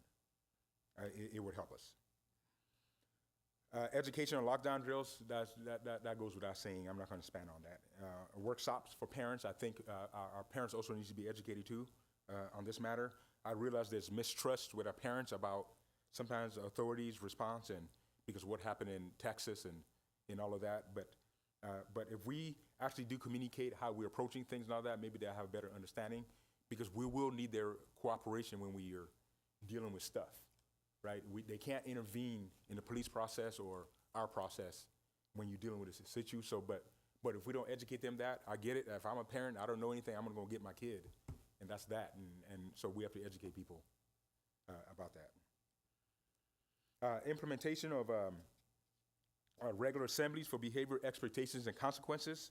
I think our staff will tell us right now, post-COVID, and not just with us, but all superintendents also were talking about just behavior of students, and it seems like we lost 2 years of just socialization. And also, I mean, parent, I'm sorry, but the kids watching our adults act, you know, in the world, and they're acting up. So I think conversations around expectations and all that is important. And then key cards for staff to enter exit doors is another concept that was brought up. I think we're close to having something like that already, but if we don't, that can be a part of the facility projects that we do. And then establish a student ambassador peer support program to support social emotional growth through peer support. I'm recommending that as well. And then lastly, implement a more streamlined drop-off and pickup areas. There was interest in getting parents to help and with volunteerism. I think this is a perfect spot where we can actually use them in an efficient way. Some people wanted parents to serve as supervisors on campus. I've seen that happen before, and it has always caused issues in my experience because a lot of times Papa Bear and Mama Bear comes out, and a lot of times it's about protecting your own kid. And I've seen adults go after other kids because they think somehow that other kid is messing with their own kid, and it just leads to all kinds of issues. And but if we want to really involve parents in things, the best way to do it, I think, is a drop-off pickup area they can really support with that piece. And I think that can give us the human power to do some good work on that. So those are my recommendations. And with that, I'm gonna just see if you got any questions or comments. Board members, questions, comments? I have a question and comment. So some of them were duplicated in the survey, but for example, the key cards and staff also goes with the buzz-in. Yeah, yes. So, yes. you know, some of them Yeah. can be Yeah, combined. those are combined, yes. Yeah, I could see that. And then also, I have some concerns about an armed security especially a former retired police officer. Not that they wouldn't be good, but I've heard stories and they've been presented where sometimes they become abusive and suspect of students. And the other thing is that what's the possibility of them pulling the gun if they're tangling with a student? Yeah. Which I've heard that happen too. I just kind of, I personally am uncomfortable with that. I know in the survey there was some conflict with that too, because having a security person out front plus having someone from the sheriff's department on site is also, unless we're having them like alternate days or, I mean, more details as we get, I could see, Yeah. I could see it, you know, kind of filtering through. Absolutely. A lot of it is really, I think is really good, and it fits into, which I've been talking to you about, and also our board president, about the model that I created, systematic model on student safety, where it includes all these components that you had mentioned, and I still wanted to share it with the board as we're moving forward. But I don't think you're looking for a specific straight yes or no right now, is that correct? Yes, I just want to be able to hear comments that you make about your concerns and things like that. At the end of this, I'm going to need to know where I should spend my energy. Right. So that's what it is. And then we don't have to have a definitive right now, but let's just say if you want to understand more about the security guards and all that, that's homework I need to do to bring you back at a future meeting. This is what that would look like if we were to do it. So I see just things being more streamlined. For example, when you talk about education on lockdown drills, that's also something you talked about. It could be streamlined with another point. I think as I was going through, I was looking how some of these areas relate to another component that you talked about that was also in the survey. So I think I would like to see it more streamlined in regards to the ranking of order, and then also how this would affect our overall cost as we're looking at the details when you're looking at an armed security guard who's going to be on. Are you talking about what are hours? Are we going to have them there? Not just school time, but are you looking at the weekend? Are you looking at, I mean, I don't know. I'm just asking questions. I'm sorry. I'm not looking for an answer, but those are some of the things that were going through my head in regards to hours, allocation of time, scope of work, implementation of the dogs. Are we looking at that on a daily basis? Are we looking at that on 2 days a week, 3 days a week? Those are things that I was kind of thinking on a more detailed level. In regards to the fence, I hear that would be an additional cost and something that we could look at later. So again, when you're streamlining these, what would be the priorities that you would be looking for us to evaluate as a board based on not only the survey, but the ranking and the feasibility of it being implemented? Thank you, Board Member Al-Hassan. Board Member Mendoza? Thank you. I would like just to clarify, rank 7 is establish common language for safety drills and processes. Would that just be like common like keywords and phrases of when we're referring to our plans, or that doesn't actually mean like a language, does it? Yeah, just for example, there is a distinction between an evacuation and what's the term? Evacuation and lockdown. So distinguishing the operations of that and the response of that we need to be clear, and I think people are just confused about those things. So so we need clarity on that, and we all need to be on the same page of what we mean by this is a lockdown. With a lockdown, you're not going to see people vacating, right? You'll see people covered up. When active shooter comes, is it a lockdown? Is it evacuation? So we all need to be on the same page on what those things are. Okay, that makes sense. Thank you. And if I may add, just having been part of, school teacher here on this district, it wasn't always clear to us as teachers, nor did we have a kind of a cheat sheet in order for us to look at everything. Sometimes the cheat sheets were outdated. Other times they needed to be rephrased. So there's a lot of kind of updates that need to be given to teachers. They need to be taken physically to where are we going to take our kids? What are we doing exactly if there's a child outside? So all those little details, components that as a teacher we're thinking about, I know they're thinking about. So it is always a good idea to continue to refresh these in everyone's mind. And by law, I believe, we are compliant. We should be compliant in that as well. Yeah, and I can see what Dr. Al-Hassan was saying, how that really factors into, like, it just kind of transitions smoothly into implement more education on lockdown drills for parents and students. So it's just training in general on our procedures for that. So thanks for that clarification. Absolutely. Madam President, Yes. if I may. First of all, thank you, Dr. Dradi, for all the work on this and cabinet. I think this is the most important thing that we could be doing and spending our time on. So I really do appreciate all the work that's already gone into this. I have one question. I'm hoping you can help me out. Yeah. So I just kind of find it odd that ranked second was school resource officer, and you touched on it, but it was 73% approval, but only for secondary. But then for posting security at each site was 73% for both secondary. Yeah. So it seems like, what do you think the issue is there? What did you pull from that? That's a piece I need to kind of dig deeper into. Okay.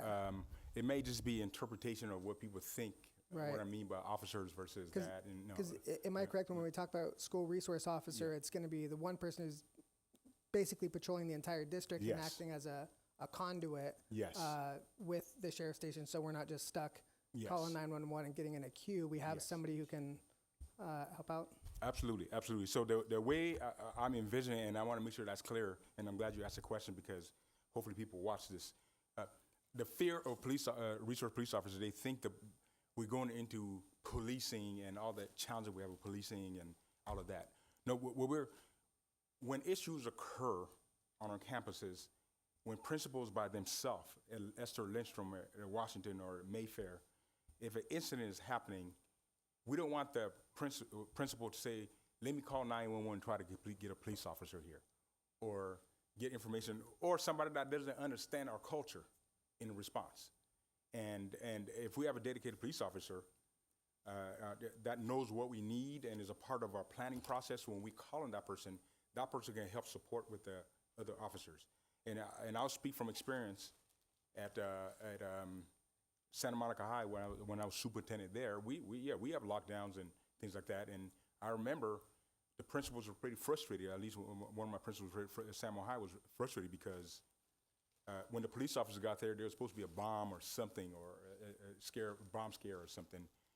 And their response was, I think that when the officer came that we called, that was dedicated towards us, had a whole different understanding of what we needed. They actually wanted our custodians to go search for the bombs. Right? You're like, no, we're not trained for that.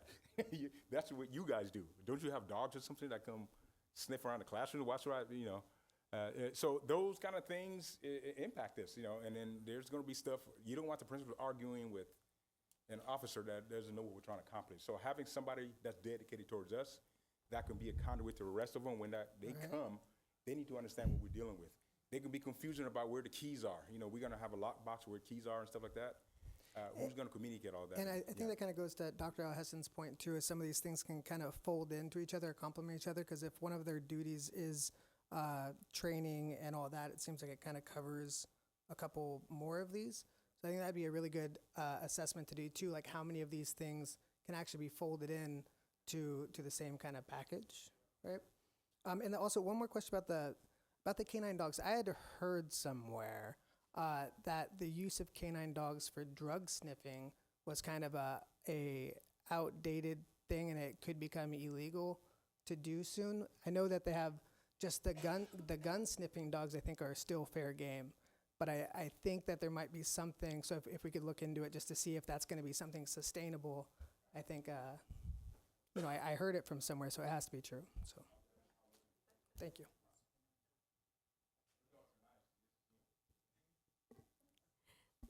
Thank you, Board Member Critchfield. Can I have Board Member Armstrong? Thank you. I actually took the survey, and well, because I am that parent, and you wouldn't let me on the safety committee, but it's okay. It's okay. I agree with Dr. L. Hessen. If we have a person that's going to be holding a gun around our children, we have to make sure that they are totally stable in the mind, because we have people, and we have people that have biases against children for no reason. They don't even understand why they have the biases. Yeah. Because when you look at, a big black student, so to speak, what do you automatically think? You see what I mean? So if we go there with anybody carrying a gun around my kids, I need to know that they don't have those type of biases. And even if they do, we need to mitigate that. And it goes for teachers that's teaching children too. It goes for everybody. But I'm talking about someone carrying a gun around children. But I still think it's still a good idea.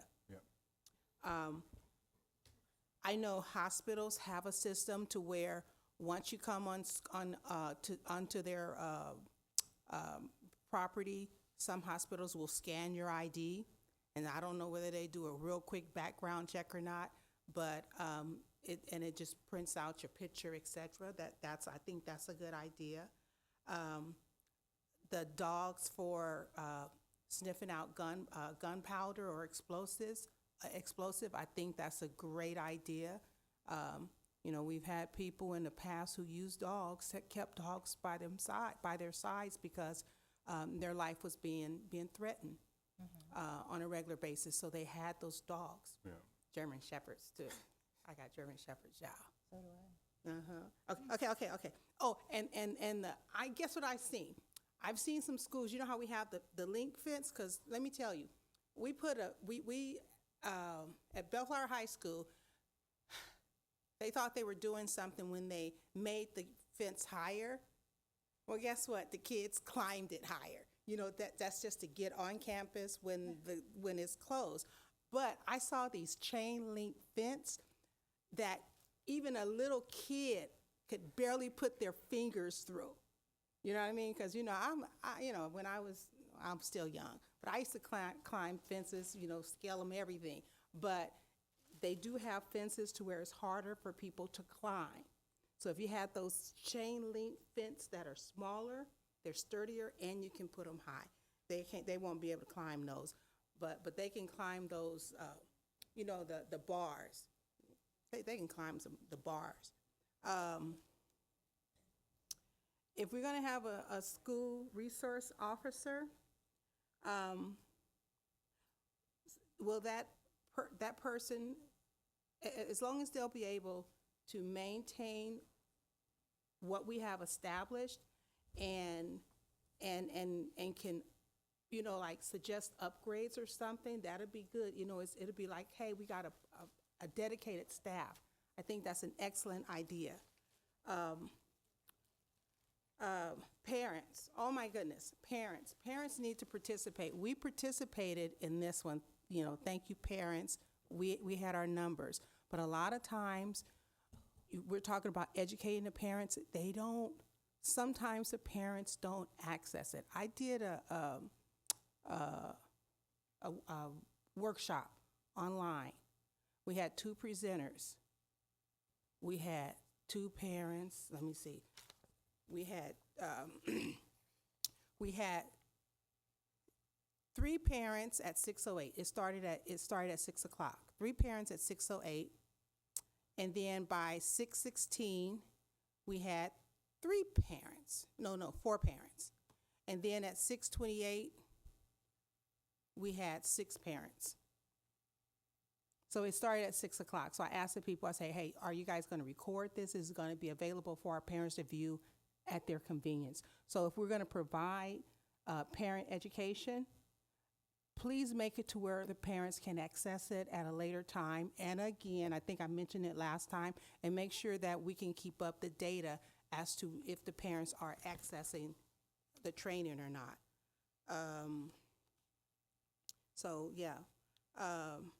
And classroom management, implementation of monthly behavior expectations. We're going to have to really help our teachers with this because we need to make sure that the teachers begin this education within the classroom. It starts with classroom management to help the kids when they get out on the playground or out in the lunch area, the quad area, kind of like give them something to work with to reinforce good behavior, good social interaction. And another thing, key cards. We have children that leave the campus and have to come back on. That could be a safety issue. I can remember parents saying, well, who's on the campus after? Do you know? Well, half the times we don't know. It's very important that we get ID cards for our children that need to be on campus after school because they're in sports or the extra educational programs that we offer after school. Because, see, they leave campus and then they want to come back. And sometimes they won't let them come back on if, on campus, if the front office really doesn't know that they're supposed to be there. Okay, let me see, I think. Oh, and they do have walkie-talkies. Like, say, for instance, if something should happen, our teachers are going to have some type of way to communicate. So they have some type of walkie-talkies, not like the regular ones, but they have some type of walkie-talkies that if you put them on a channel, that'd be a way for our teachers to communicate should something happen and they have to run out of the classroom, because by the time you try to text and call, that may take too long, or maybe the phone battery is not charged. So we're going to have to, for the staff, for the teachers and staff, should something happen, I think it would be nice to have a way for a teacher, because if I just have my kids and I have no way of communicating, I mean, even if I have my phone, like I say, I may not have anybody's phone number, or it may take too long to text. I think we need to have that and keep it charged, just have it. And you can practice a drill using those walkie-talkies. You guys can find out which ones I'm talking about. Yeah, there are ways. We are thinking about that, but there's, we're going to look into a new parent portal. It's called the Parent Square. I'm recommending a program called Parent Square. It's very, very powerful to communicate with parents, where through text, chat, or just conversations. And a lot of people use it as a safety aspects to it too, that we can push out information and communicate with folks. So, but yes, that's excellent. But I'm talking about, should something happen at Bellflower High School and they have to leave that classroom, they need to have, the teachers really need to have something, and to rely on their phone may not be good enough. They need to have something to where you might be able to communicate, and that's the kind of walkie-talkie that I'm talking about. I can give you more information on that later, or you can research it yourself. We do have a system for communication on our campuses in the event we do have to go on a lockdown or some type of emergency. And that's usually our district administration would have those. But to your point, Ms. Armstrong, you're requesting that we look beyond that for how can we maintain communication with classroom teachers in the event of an emergency. And they're outside the classroom with the kids, or maybe in hiding, and they don't have time to try to text or call. That's, I think, just look into it, because, this is initial, but it can be done. It's a special type of walkie-talkie that could be on a channel just for the school. You know what I mean? For each individual site. Or it could be district-wide. Whatever. But just look into it. But the point is, if a teacher has to leave their classroom, they need a way to communicate. That's all. Yeah. Even in classroom. That's it. Thank you, Board Member Armstrong. Board Member Mendoza, did you want? It looked like you wanted to add something. Oh no, I was nodding over to Amy because I saw she put her finger. Yeah, go ahead. Board Member. I just have a few comments. One, we use Parent Square in my district, and it's amazing. Two, part of safety, I think, is that I've heard of some of our elementary schools, I know Ramona is one of them, that the teachers don't have phones in their classroom. To me, that would be something that's very important, is that the teachers have phones in the classroom. Next, as far as implementing assemblies, I think it's okay, I'll wait. Yeah, I was too, honestly. I was too visiting these classrooms. I didn't know that. And I've never even heard of that. So as far as implementing assemblies, I would suggest doing them quarterly. Monthly seems a little bit too much for me, but maybe quarterly, the beginning of a new semester, when those students need those reinforcements on the guidelines, I think that would be important. I think that you got great surveys results because of all the reminders you sent. I got several of the reminders, and I think that was very important for eliciting those responses, and I love the data. This is something that I really am enjoying, and I love seeing this, and I hope we can continue to do more of that. The main thing for me is I really would support more security, regular security guards at our campuses. If you think about 4 or 5 at Mayfair or Bellflower, they have over 2,000 students. That's 1 per 550 kids. That's not enough. And I understand that we're comparable to our neighboring districts, but they don't have enough either. I think that's something that I would ask for, and that I would be number 1 on my list, is being able to control the lunchtime, the things like that with aides or security officers. So thank you.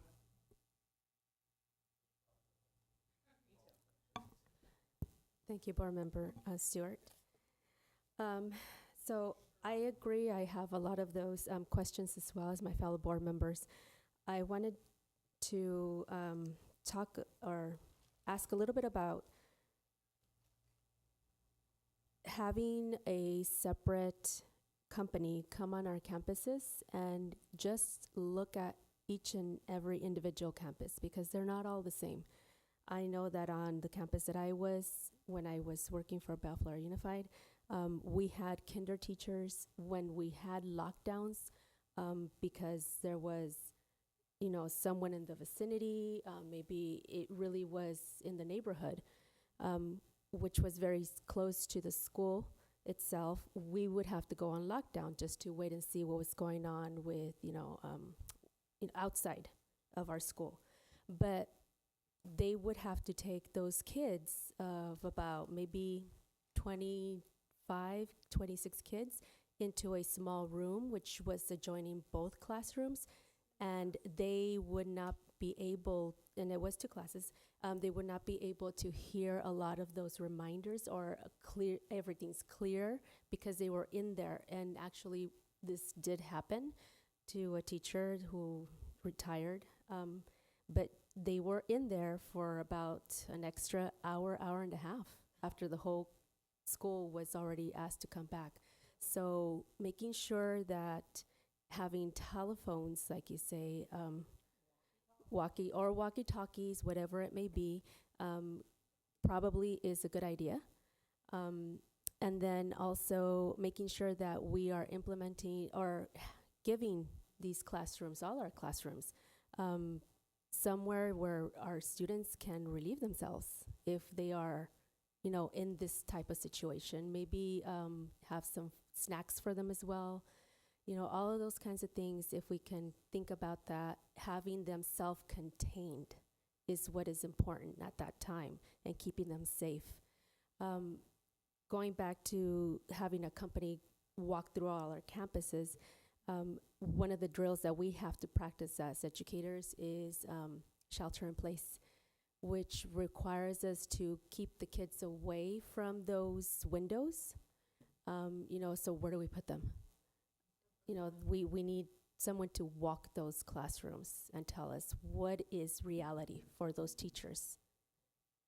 I know, and then one other thing that I was gonna also ask is, I'm all for fences, but I know that the campus that I was on, if I'm stuck myself as an educator outside with students, I'm starting to throw kids over the fences into those houses. Even if they're going over there and maybe landing as they get hurt, but at least they are safe.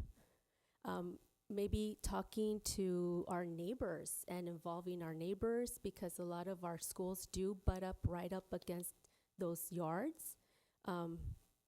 maybe this is a crazy idea, but having them throw some ladders over as soon as, something, we alert our neighbors in those areas.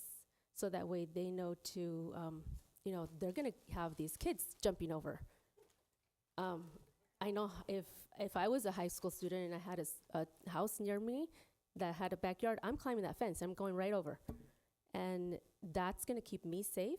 It's going to keep other kids safe too if they see that that's going to be able to be a resource.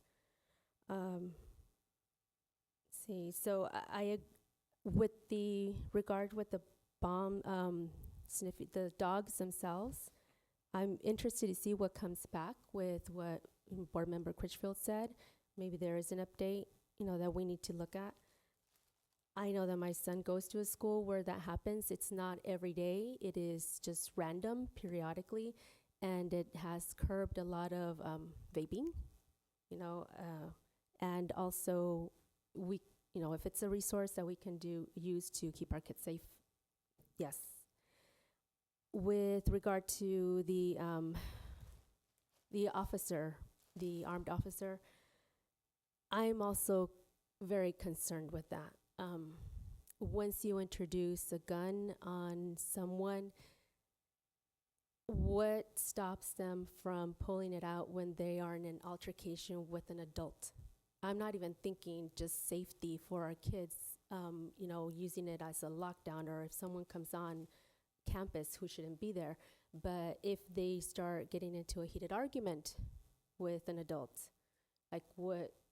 how do we train those officers to keep their cool? And I would really question what would be the protocols. Madam President, are you referring to the resource officer or the armed campuses? The armed guards one? Yes. Okay, thank you. Yes, because I'm assuming that that's the question too. Would our resource officer be armed? So they would also be armed. Okay. Yes, so I think that would be something that we would really have to think about, and because I have heard of incidents, unfortunately, where there has been heated arguments with students, and then the parent steps in, and awful things happen.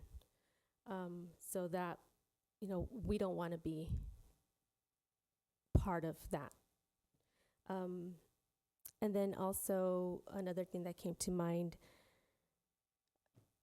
was, I'm sorry, lost my train of thought. Yes, it's okay. But yes, absolutely. I think that we're all, really happy to hear that we had so many parents reach out and give this information to us. So going forward, I agree, we would need to see how would this all play out budgetary wise, and how many of these things can we really continue from now until probably eternity, or until we can't do it any longer. Madam President, can I have one more question? Yes, of course. So we already have a lot to look at. I'm not trying to add to that. But I know we have a tip line, right, already in place. Is that correct? Is it an anonymous tip line? Yeah. Okay. Is it possible? Because I'm very curious about that, because I think it's a great tool. Can we get some type of data on how that's been used in the past and if it's effective? Because I think that's a great thing to look at and see how many tips we've actually gotten, and what the results of that have been. I think that'd be great to add to this whole conversation. Thank you. And then lastly, because I wrote down a bunch of things from what you guys said. I have a few questions, Dr. Jawadi. During your presentation, you said that you had some particular feelings about metal detectors and wands. Could you elaborate on what those, what you have in mind? Yeah. So the optics of us as a district, to me, we are currently struggling with keeping kids here in the district and not going somewhere else. And my personal feeling is the minute we start doing that, then and other districts are not doing that, it just communicates that we are different and we are more dangerous than anybody else. I don't want to have to lose families because of this. I want to get families here because we're having these things, not chase them out. Is my main concern. Okay, that makes sense. I didn't really consider that, how other districts have implemented these policies and how, we line up when compared to them. I want to touch on something that Board Member Amy Stewart brought up, which is about kind of the before school and after school limbo of the gate being open, because that's absolutely a thing I know at Mayfair. I know there's, you show up, for example, if you have a 0 period, which doesn't exist, I don't think, for the next academic year, but I guess, okay, I'll go after school then. After school, the gate is just kind of wide open, and you can just wander on. Like, I could leave with my friends after paper recycling that we do in the back of school, get 7-Eleven, and then come back, right? And I know there are some students who have, left Mayfair because of behavioral reasons, and a lot of the times, you'll see them outside, and they come back inside, and then they start, going back and talking to the people that were the reason they left in the first place. And I personally have known students like that who come back and they wait for that period of when that gate's open, and then they come in, and then, there's less supervision after school, immediately after. And so when we're talking about IDs and how to secure, how people come in and out, maybe the gate shouldn't be wide open towards the end of the day. I mean, I know office staff leaves. That's a big thing. Office staff leaves, I think, at 4:30 at Mayfair. And so then that gate has to be open for athletes to leave afterwards. But if there's some, way to staff that entrance with the security, then that's probably a good idea. And that leads into another thing that Amy had brought up, which is extra security. For sure, our security is strained. I know Tony and Virginia over at Mayfair. Oh my gosh, they do a lot. And I'm sure, and I've heard from my friends over at Bellflower that their security officers are also kind of overwhelmed too. So I think that is a less aggressive form of adding security than an armed police officer. And that's something that, even less for when it's less thinking about, the worst case scenario, more just like everyday campus life.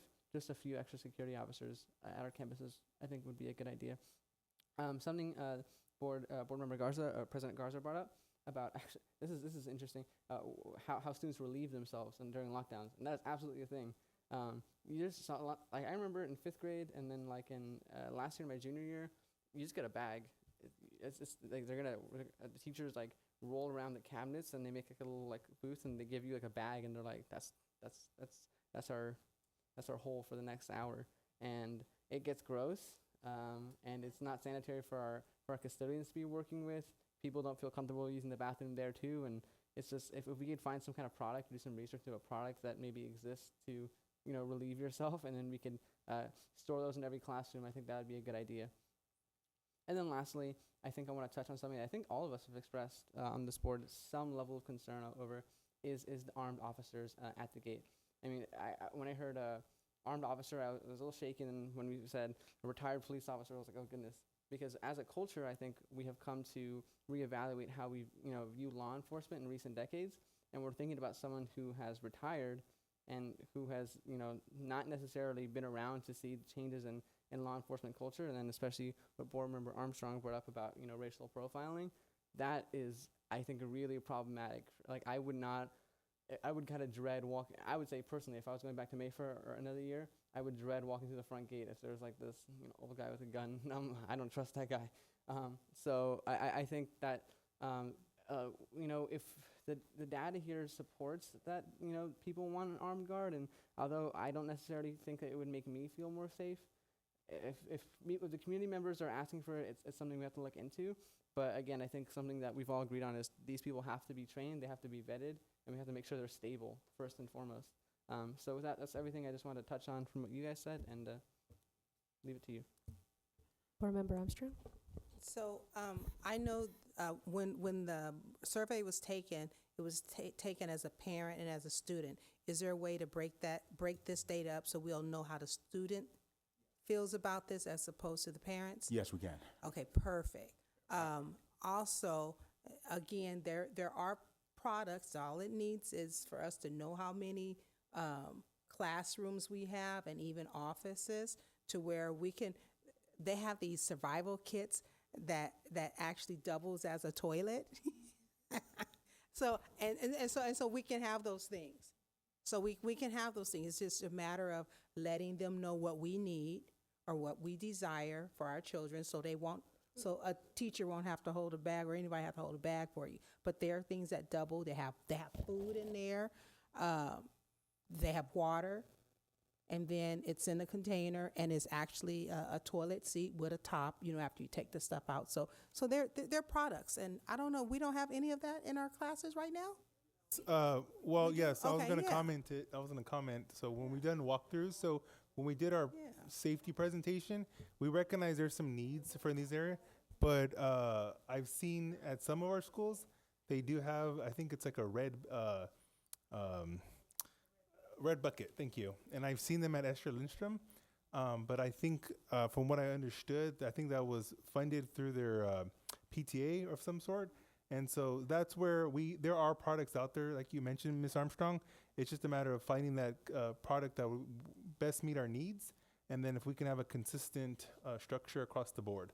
And so that's something we're looking at, even in regards to, as we talked about in a couple of months ago in our safety presentation, standardized operating procedures for how we go on lockdowns. We recognize some of our teachers' classrooms have those rubber things that go around the doors. Some have those lock blocks. Some don't have anything. And so we just want to make sure as we continue to evaluate our safety needs, we do look at it as a whole and have that consistent practice across the board. And so. Thank you, Board Member Armstrong. Thank you, Dr. Avila. I remembered. Finally. So as we go forward and maybe even going into having these dogs on campus and having armed officers, one other concern that Board Member Armstrong did bring up and that Board Member Mendoza also brought up was sort of the racial profiling that can occur. Yeah. I would hate for us to start having incidents on our campuses where there's a large number of African American students or brown students who are being stopped, or randomly searched. That is a big concern. For myself, I'm not speaking for anyone else, but I'm thinking that probably is something that we could, look at and make sure.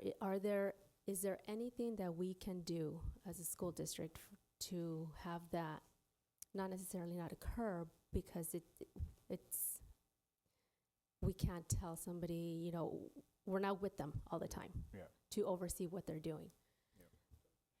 But maybe some type of training. So as Dr. Jardy mentioned, this feedback is very helpful because assuming that we go with the recommendation of canines on our campuses, and looking at, there are board policies that would require updating. For example, CSBA does have an update for when you have to conduct searches of students. And we want to bring that up and being able to make sure that we update the board policy, but also update our administrative regulations. And then we create that standardized process for that consistency amongst our administrators. So a search at Mayfair will look like the same search at Bellflower. And then how we go about conducting those searches, how we go about communicating to students, how we go about communicating to parents. And so, but I think that's where this feedback is helpful as we approach those things. There will be a need to update some of our policies to make sure we have those consistencies. That was, may I, Board President? Yes.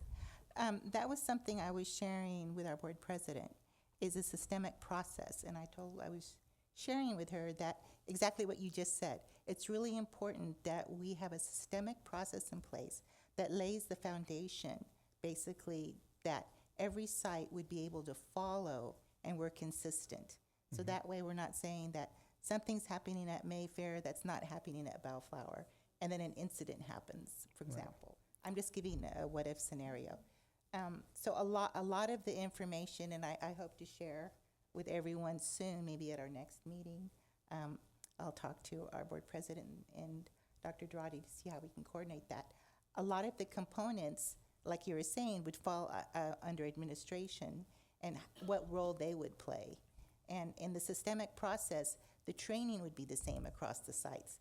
The only thing different that I would see in specifically, and I was sharing this with our Board President, and I wanted to get her advice about elementary, is that our student ambassadors at the elementary level want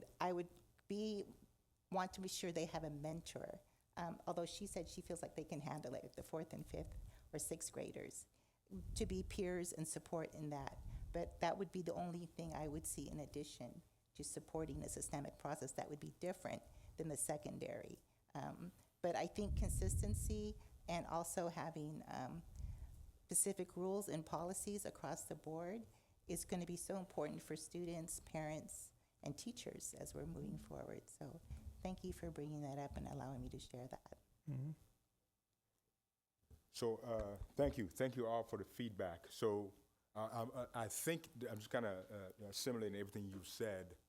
Each of these has intricate details, and I think I heard that go look at it, bring it back information so we can analyze it more. So that's exactly what we're going to do. There are some nuances, like with the, if we bring out the armed officer conversation, for example, we would really understand how they would operate with the procedures and things like that. We would even bring it to the board meeting too, so you guys can question, and then at that point you make a decision, yay or nay on that. But we don't necessarily have to make any right now. I think I have the direction to say, do research, bring it, and let's see where we are. The other component also is just being in charge of a school. I remember one of the main things that kept me up at night, and I had 3,000 students, and we had a dedicated police officer on campus there, but when you're there in charge of this whole massive organization and people and stuff after school, this and that, and any day you're responsible, you feel almost naked out there.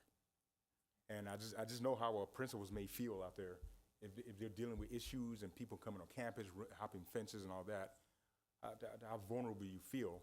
And a part of this also is making sure that, and if you are as a leader feeling that way, I mean, obviously you can't express it to anybody, but that is a reality. And I think that aspect of having somebody there to help that's trained, we can control the other side of saying how you're going to behave. We have through the standards and things like that. But what we can't control is when that situation happens. What we can't impact is when that situation happens where you need that officer to respond like an officer and they're not there. There's not too much you can do about that at that point, and it's too late at that point. So a lot of this is really talking through those things and letting everybody see the full picture of it, so we can go deal with it. But it is, like I said, every school is huge. You have personalities, you have all kinds of folks, and to just say, hey, I'm here, and there's a homeless person running in here, and we don't know what to do, that's a scary thing. It's a scary thing, especially you're in charge. So, but all good points, and I'm glad you guys give this feedback, and we're gonna go back and do some research, and at every meeting, at least along the way, we're gonna bring back some concepts. And if you can say yeah or nay at that point, and we go from there. Madam President, if I may, just one comment on that, because I think it's really important, and as I was going to say earlier, is I really appreciate us having this conversation. I think I know we all want the exact same thing, all of our students to be safe. But I do keep in mind, I keep reminding myself the climate in which we have this conversation is vastly different than the climate 5-6 weeks ago, right after the Tennessee shooting. So I think it's when things happen and we really start imagining ourselves there, we really spark that emotion, says we have to act. And then here we are just a couple months from it, and we're still having this very important conversation. So I think that's very important, and I'm proud that we're doing it. But I also want to make a point that none of this is for comfort. It's for safety for when it does happen. So none of this is optimal. In an optimal world, nothing bad like that ever happens. So these are all conversations that are really healthy, and then making sure that the things we put in place don't add to it being less safe, right? So I just echoing their concerns with armed guards, but really diving into this, and I think we should take as much time as necessary before we make any of these decisions, and having a cost analysis too. Thank you. Thank you for that robust conversation. So we're going to go ahead. That was the end of the presentations, correct? We'll move on to public hearings. We do not have public hearing this evening. Approval of minutes. The next item of business is the approval of minutes. Do I have a motion to approve agenda item 911? Approval of minutes, May 11th, 2023, regular meeting. So moved. Second. Questions or comments? I had a comment and a question. President Garza, as far as the minutes go, I know, like, I'm going to give an example. Like, during the nutritional services presentation, there was a lot of questions asked from board members and things like that that are not in that document, and that is a public document. Should those be in there, or is that just asking too much of people to write? Or I guess maybe for you, what is the criteria for that? Sorry, could you repeat that? There were questions that we did not include in the minutes, or? Well, like, for instance, nutritional services. Last meeting, we had a big presentation, and it was very long, and all it says is just, like, a brief summary. Like, it's 2 sentences, but it doesn't have all the questions that were asked, things like that. Should that be in a public document? Okay. Considering I sign off on them, I'm just curious as what should be in those minutes. Got it. I think I'll need to look at what's actually written so I can. I can answer that. Yes, thank you.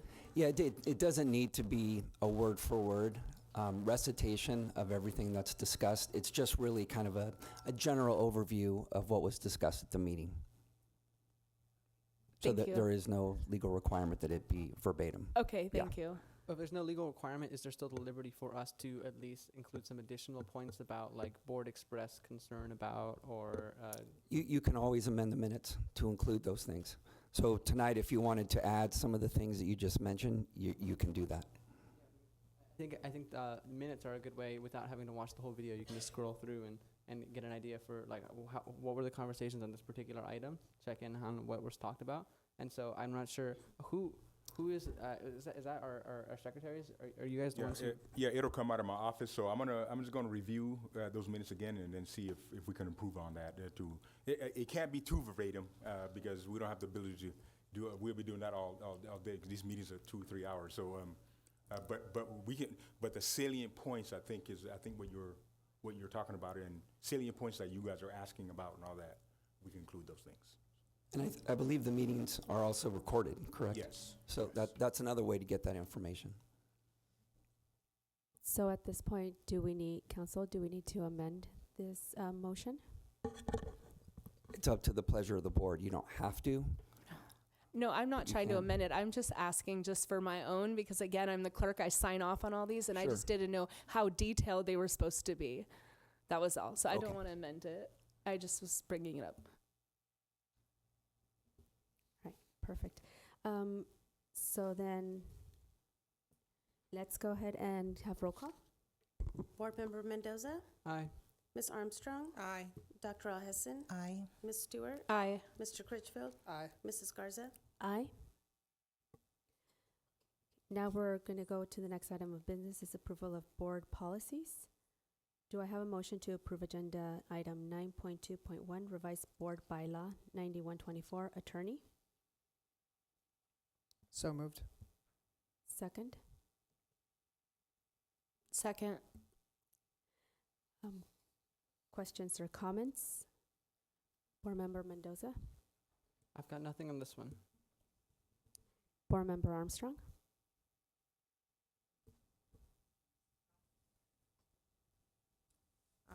I'm good with that one. Board Member Alhassan? My only concern is that as future board members come on, I want to be sure that it specifically says board or district. Let me see.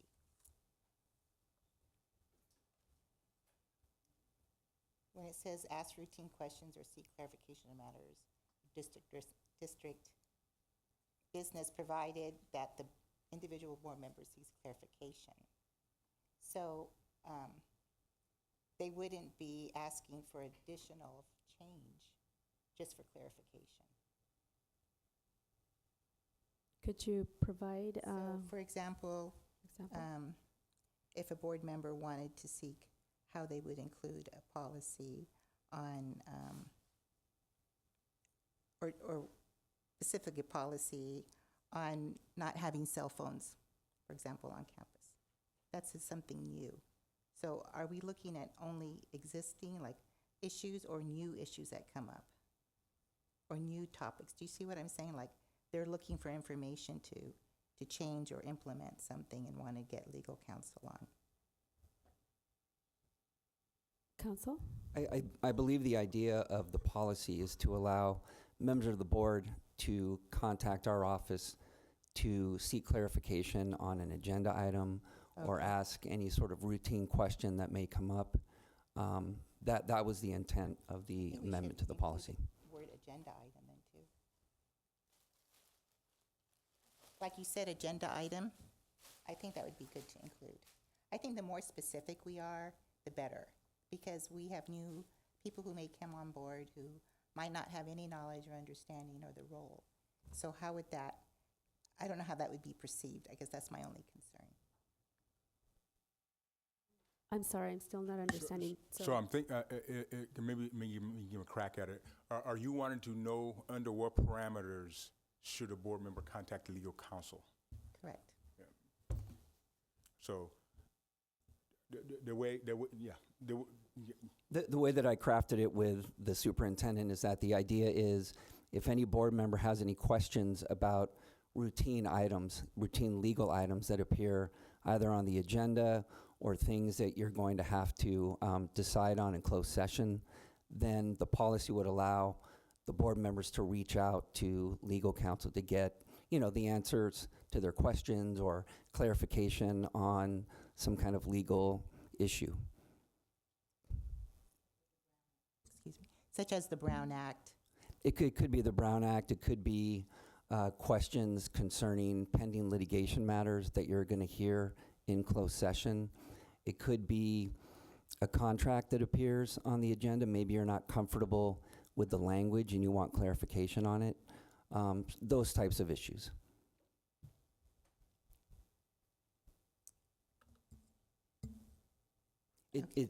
But I just want to emphasize what it's not for is for board members to call our office for personal legal advice. Everything, of course, has to be related somehow to a legal issue within the subject matter jurisdiction of Bellflower. Yes, that was one of my concerns. Yeah.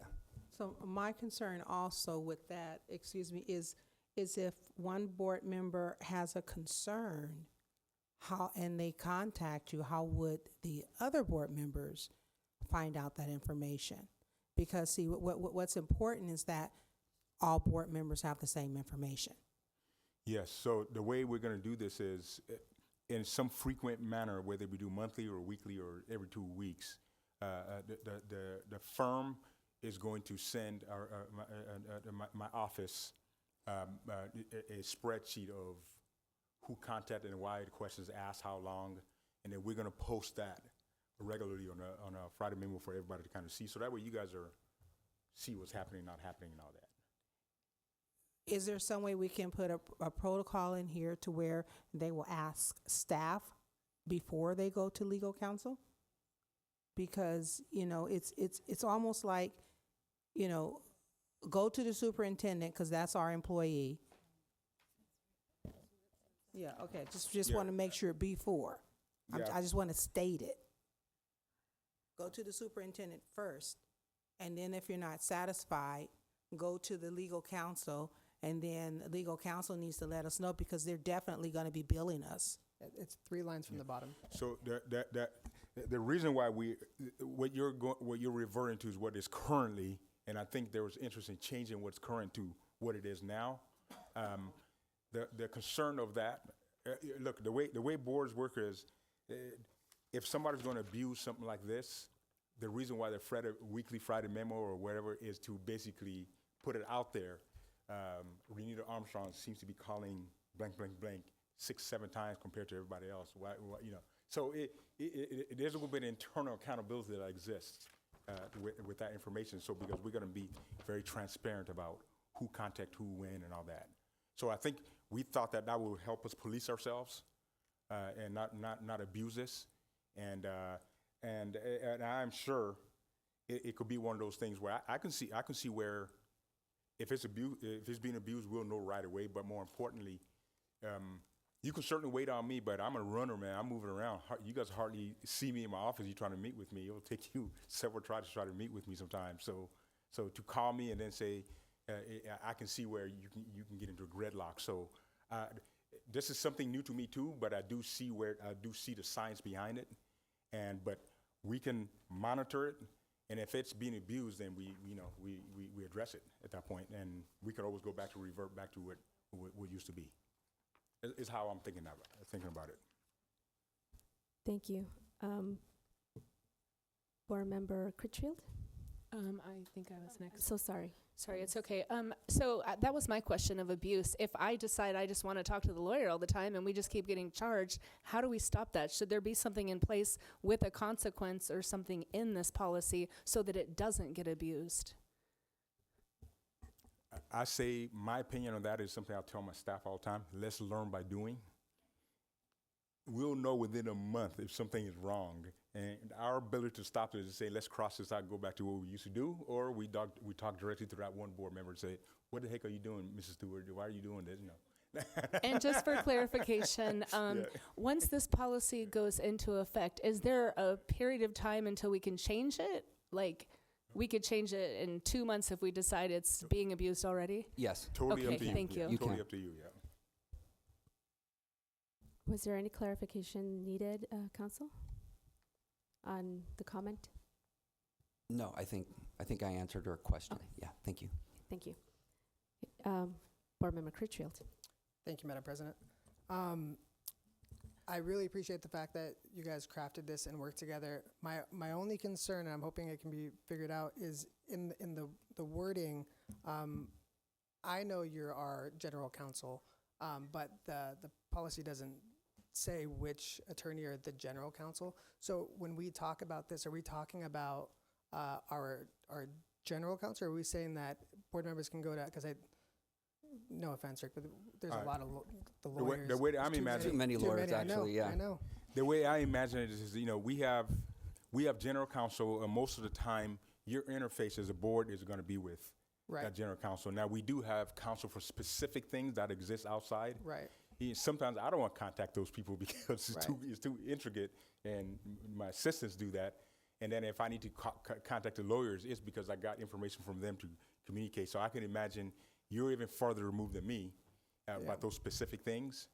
So I imagine there won't be an opportunity. I can imagine where you would say, let me call this person for this. Right. So that's just my concern. Like if we have multiple lawyers, the policy doesn't dedicate that person. If you guys have worked out, which I appreciate that you have kind of a system of checks and balances to be transparent with the rest of the board. But then, are you really going to go to every council and figure that out? If I may, what we could do is we could specify just general counsel for the district. I think that would be helpful. Which would include myself and then the team, at the firm. Yeah. Right. That's my only point. Thank you. Sure. Thank you, Board Member Critchfield. Staff, would you please make sure that the minutes reflect that Dr. Suha Hassan walked out at 9 o'clock? Thank you. So now, I like this. It's good. I agree with Board Member Critchfield. I think we would need to be very specific on that. But also, I would like to recommend that we strike out the part that says provided that the individual board member seeks clarification from the superintendent prior to contacting district legal counsel. And this is the reason why. When someone goes and needs, help and guidance for an attorney, like for say myself individually, I don't go through someone else. I go directly to the attorney and I speak to my attorney. So general counsel is counsel for the board. So they work for the district and they represent us. So I would not want kind of like a broken telephone system where I'm getting my information from a staff member or maybe even our superintendent, and the actual message is not conveyed correctly to what general counsel really wanted to impart on us. Also, in addition, if we have access to the general counsel and we are able to ask several questions, then we would be able to continue, to have those questions answered within that time frame. instead of having to go back and forth, back and forth. Just like you had pointed out, you're very busy. So I'm going to have to wait until I get a hold of you, and then you go back to our general counsel, and then you come back to us. And then, so it would avoid all of that as well. So that's my recommendation, and if we can bring it back. Madam President, because I think you'd have to strike that first part to the individual board members may not seek advice from district legal counsel. If you were to add the second piece, you'd have to change that as well. So I'm then making that, yes, making it so that way we add what you had requested, making sure we say it's general counsel, and making it so that it doesn't contradict each other in those sentences, and that we don't have to necessarily go to a staff member or our superintendent, and we have direct access to general counsel ourselves. We'll make that change or bring it back at the next meeting. And I also want to just say that, it may seem like, oh my gosh, it's going to get out of control. But my experience has been that most board members rarely, if ever, call me. And when they do call me, it's usually a quick question about a legal issue or a case or a contract term. So they're really just very routine, basic questions that come up. Of course, if somebody wants to have a 35, 45-minute, 2-hour conversation with me, probably going to have to say, you know what, we probably should agendize this for a meeting so that we can all discuss it. So one last question. How do you bill? 15 minutes increments, 30-minute increments? How do you bill? I think we bill in 10-minute increments. I can also say to you that I rarely, if ever, bill for phone calls from board members. They're just, it's like, boy, you shouldn't have said that. well, they're usually 2 to 3 minutes, at most. So if we keep it under 5 minutes, it's on the house. That's a deal. Put that in there. Put that in there. That's a deal. Yeah, but what if we you could call do 10 that. times in a week? Yeah, but what if you call 10 times in a week? I have another question. So I know the seeking clarification, maybe because I'm new and I just wouldn't imagine that anyone would call you, just randomly call you all the time. What about seeking clarification from the board president? So you're saying that to add the board president on here, or? No, I'm just saying I understand your point of, trying to contact superintendent and things like that, but I feel personally like there should be some authority not to just let us all loose to call the lawyer anytime we want. That's just my personal feeling. So instead of seeking clarification from the superintendent, what about from the board president? Just a thought or an idea. Usually that is what happens because we are a team. So if you have something that needs to be clarified, it is best to contact the president. Now, if you want to contact Brad or me or somebody else, that's good too. But it's always good to contact that president because the president is what keeps, is the glue. And then if the president doesn't have an answer, then that president can go to the superintendent. And then if this president is not successful with that, she could probably come back to you and then, figure out, hey, you know what, I got to call general counsel. You know what I mean? It's just, let's get this relationship built. And I think that is wonderful advice when it's not pertaining to legal issues. Because I'm not a lawyer and I am not in any capacity able to give you any clarification on legal issues. So that's why access to our general counsel and a follow-up by our general counsel that goes to our staff that we all see on a periodic basis is going to help us, tighten that and make sure that we are all getting those legal matters answered. So I'm sorry, but I do not feel comfortable answering any legal issues. No, I didn't mean that. I meant to get clarification to go talk to the lawyer. Oh, that's completely different. Yeah, I didn't mean, I love you, but I don't want your advice. I would rather have his Thank you. advice. Thank So you. I'm saying, She charges in 10-minute increments. No, more. I was thinking of as an alternate to going to the superintendent, going to the board president instead. That was what I was thinking. Again, I would rather we just funnel all questions through the general counsel because I don't want to misinterpret any questions like I just did right now. And I want that information from the actual lawyers. Madam President, if I may, and I think one possible scenario would be that would complicate probably Brown Act, like if that person who's having that issue had already talked to a board member, another board member, and wanted clarification, but would have to go through the board president, then we have a violation. So I think it would make that more difficult.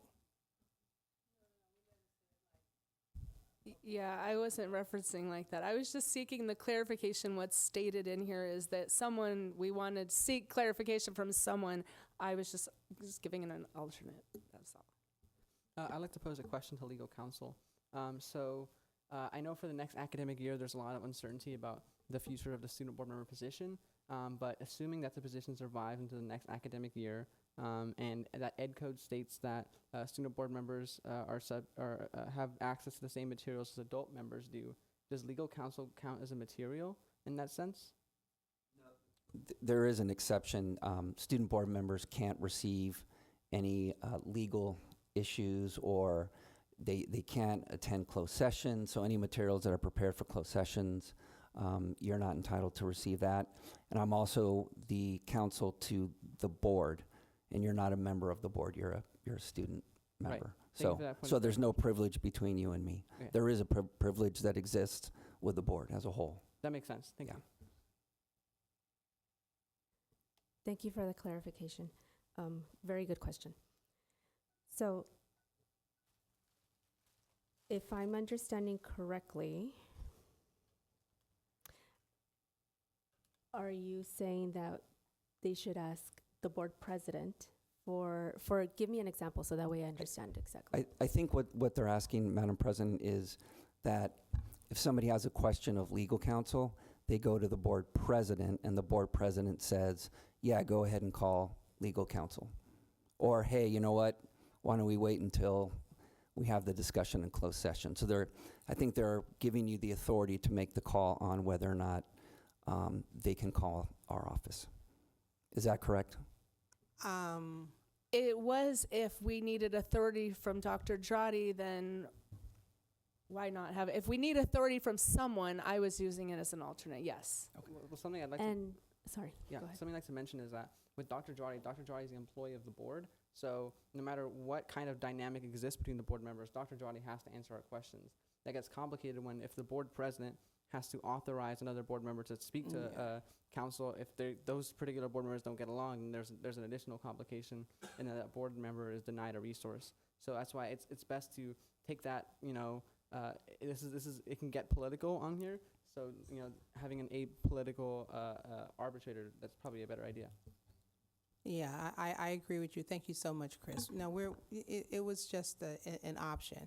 General Counsel, I think you have. The only thing I want to add is when you have conversations with the superintendent, those are not privileged conversations. And so if you were to call our office or myself, whatever you say to me is privileged.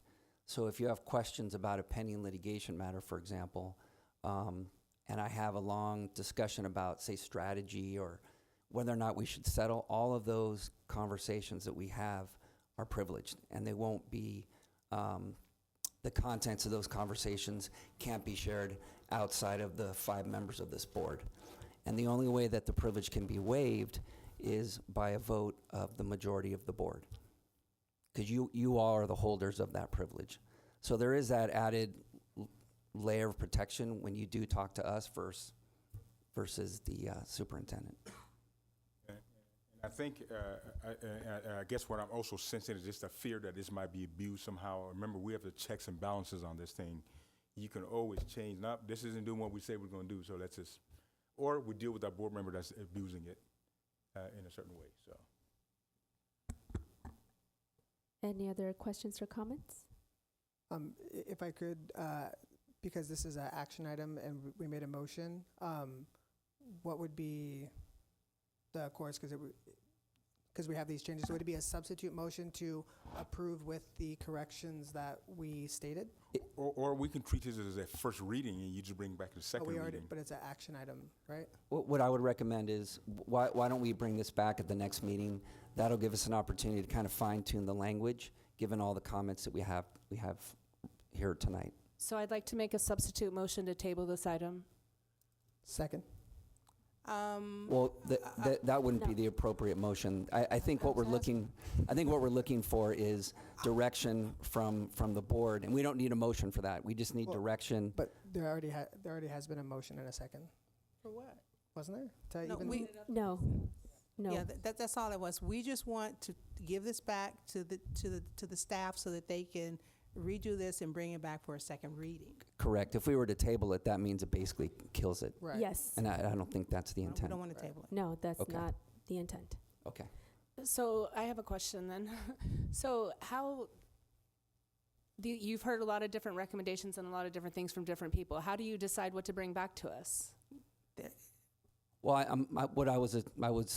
thought the majority of the board was looking for us to make the changes that you've discussed and bring it back to you at the next meeting. Is that not the direction? As a second reading. So let me make a motion.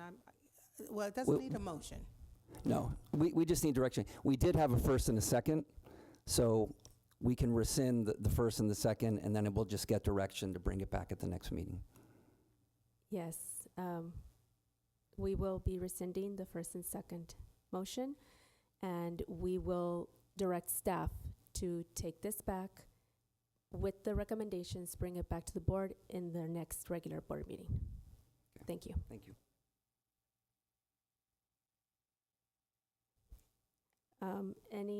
Let's see. Roll call, please. We will need a roll call for this. Sorry. one, so, yeah, we're bringing it back. Yes, we are. So the next item of business is, do I have a motion to approve agenda item 9.2.2, revised board policy, administering medication and monitoring health conditions? So moved. Second. Questions or comments? Roll call, please. Board Member Mendoza, Aye. Ms. Armstrong, Aye. Ms. Stewart, Aye. Mr. Critchfield, Aye. Mrs. Garza. Aye. So, do any members of the board have any requests to withhold any agenda items this evening? Do I have a motion to approve the consent agenda? Actually, there is, we are pulling one, so, yeah. I see that we are going to pull 9.3.5.3 to talk through. Right. So, do I have a motion to approve the consent agenda except for items 9.3.5.3, which have been pulled for separate consideration? So moved. Second. And point of order, we also have 9.3.5.4 that's being pulled.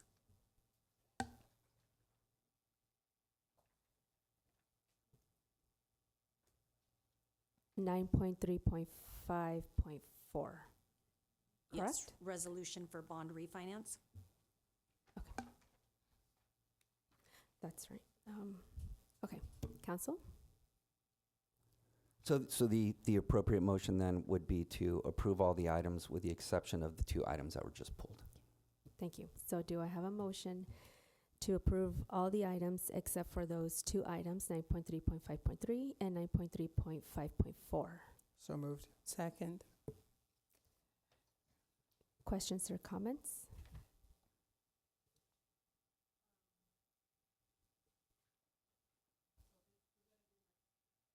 We're going to do we're going to do 9.3.5.3. Yes, and 9.3.5.4.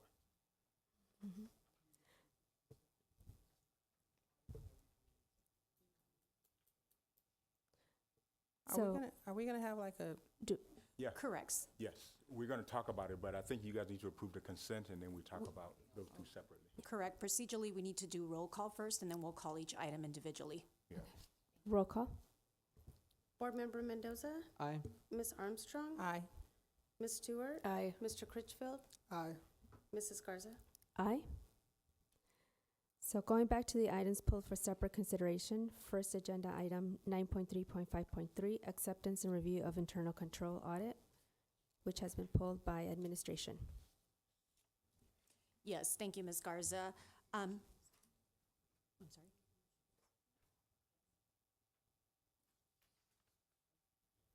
Can we get a first and a second on that? Sorry, zip by that. Is there a motion on the item? Make that motion. Second. Roll call, please.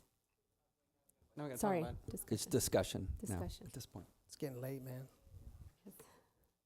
Yes, okay. Thank you, President Garza. So tonight we have here the auditor, Sheldon Chavon from Chavon and Associates, to present to you for the accept and review of the audit that was conducted as part of our settlement with the LACO. So I'm going to turn the mic over to Mr. Chavon. Good evening. Good evening. It is getting late. You guys are doing a great job. It's tough to be a board member.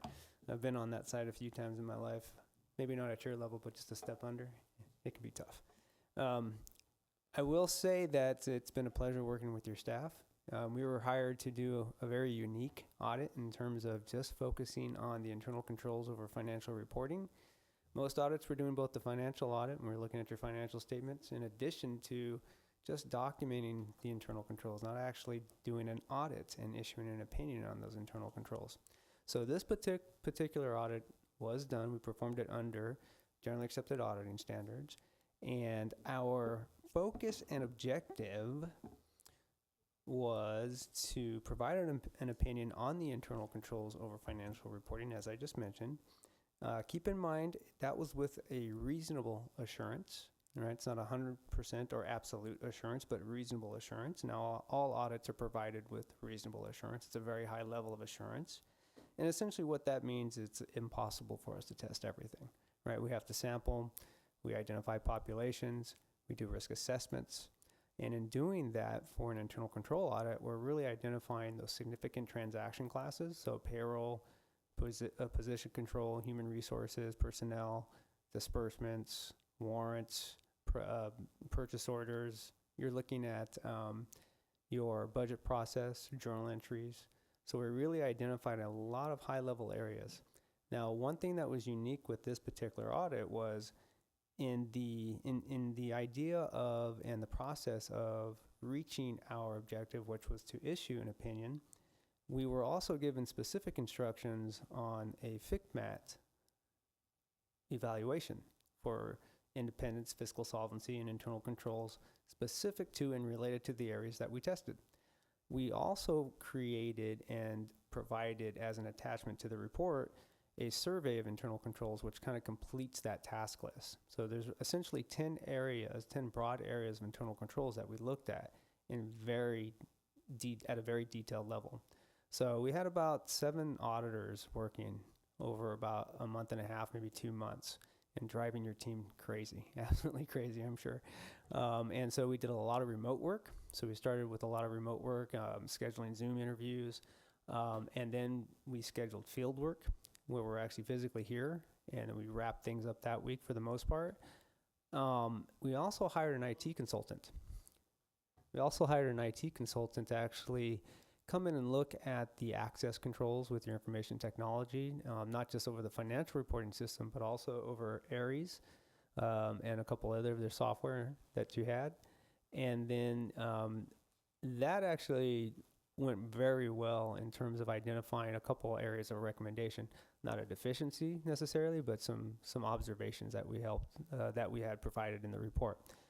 So with that being said, let me give you the actual results of the main objective, which again was to issue an opinion on the internal controls over financial reporting. So we issued an unmodified report. That means an unmodified opinion. It's a clean audit. That means that we actually think within all material respects, the district's internal controls over financial reporting are in good shape. I'll say it as clean as I can. They're in good shape. So now keep in mind, a lot of work went into this. And there's a schedule in the report. And if you want to scroll down to that page, there you go. And this schedule goes over different sections and observations that we have, a few recommendations in there. And really, not to go case by case, but I should say not to go point by point unless you want to be here for a long time. The idea behind this was to give the district some feedback. So these aren't findings necessarily. These are more, here's what we identified, an area to look at a little bit closer, and here's an observation related to that area. Instead of, here's a finding and a recommendation, here's an area and an observation. And so we really wanted to make sure that it was specific to FCMAT because that's what LACO wants to see. So that FCMAT survey that we filled out, LACO is going to look at that in detail. So we provided this schedule to help them see those areas where maybe we didn't answer yes to something. Maybe something wasn't applicable. Maybe we actually had a no answer, and there were a few no answers to some of these questions. Now, in looking at this survey, we actually felt that one section of it wasn't weighted fairly. And so you had some things that weren't applicable, right? But yet you still had to get a score of 10 yeses for it to be an overall low risk section. Doesn't really work if something's not applicable. So you kind of have to pull that out, right? So it wasn't weighted fairly. So you ended up with kind of a moderate risk when you complete this form for the district. But in essence, if you take into account those sections that were not applicable, well, you might have been a low risk. So we filled this out. We made an observation and a comment about that. So we feel that with the work that we've done, it's going to help you in the application for the fiscal independence. We also added the schedule in the back that's an additional survey on top of FCMAT. And so I'm going to jump into that. And so that's a few more pages down if you want to scroll to that. And if I'm moving too quickly, we can go back up and we can drill down on some of these pages. The one thing I wanted to point out in this is it's so super detailed. You can see that it's really hard to read. There's a lot in there. So we spent a lot of time, and this is really a summary of the work that we did, to be honest. And so there's a lot that went into this. And the thing that I felt was the most beneficial to the district would actually be the IT recommendations that we made, which is on page 13 of the report, and it's going to be real difficult to see. So let me just go ahead and just read one of these recommendations because I think it will be useful. And so in terms of employee access and in terms of backup plans and things of that nature, we had one observation where we recommend that the district formally document its annual testing of the phone tree recall system, including incidents that are used to test the disaster response plan. The documentation should include the incident, what caused the incident, how the incident was resolved, and what part of the disaster response plan was tested. Now, mind you, through our documentation in our inquiries, we surmise that this was actually done. The tree was there, the annual testing was there. However, it just wasn't documented the way we felt it should be. So it's not a finding. We checked yes to the box that this was an effective system. It's just that we think that the district could benefit from better documentation of what happened. So that's an example. Now, I don't want to talk to this all night, so you guys might have questions. So I think we can go into any questions that you might have. And if you wanted to touch on any other pages of the report in more detail, feel free to point to that, and I'd be happy to answer those. Board Member Mendoza? I don't have anything specifically. This is a very thorough report. So I was just telling Amy before we came out here, I was going through it and I said, I need to give $30 to whoever did this because it is crazy. Oh, say that again? Oh, do you? I guess the only thing I can note here is that on same page 13, we said it reads, we recommend the district establish a mandatory cybersecurity awareness training program that would be completed annually by all employees. Do we not have a cybersecurity training program for our staff as of now? Sorry about that, Mr. Mendoza. Can you repeat that again? Yeah, one of the recommendations is that the district establish a mandatory cybersecurity awareness training program completed by all employees. And then the progress of that training is going to be tracked to ensure all district employees have completed the training. So, well, for starters, that's every employee of the district, like even our custodians. So we actually have our director of technology here today, Ms. Sabala. So I'm going to ask her to respond because this is something that we are currently looking at. So I'll have her talk to that. Okay.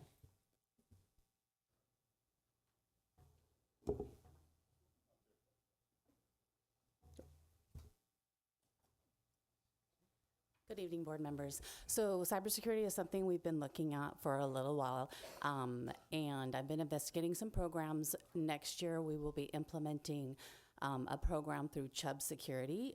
It does allow us to track.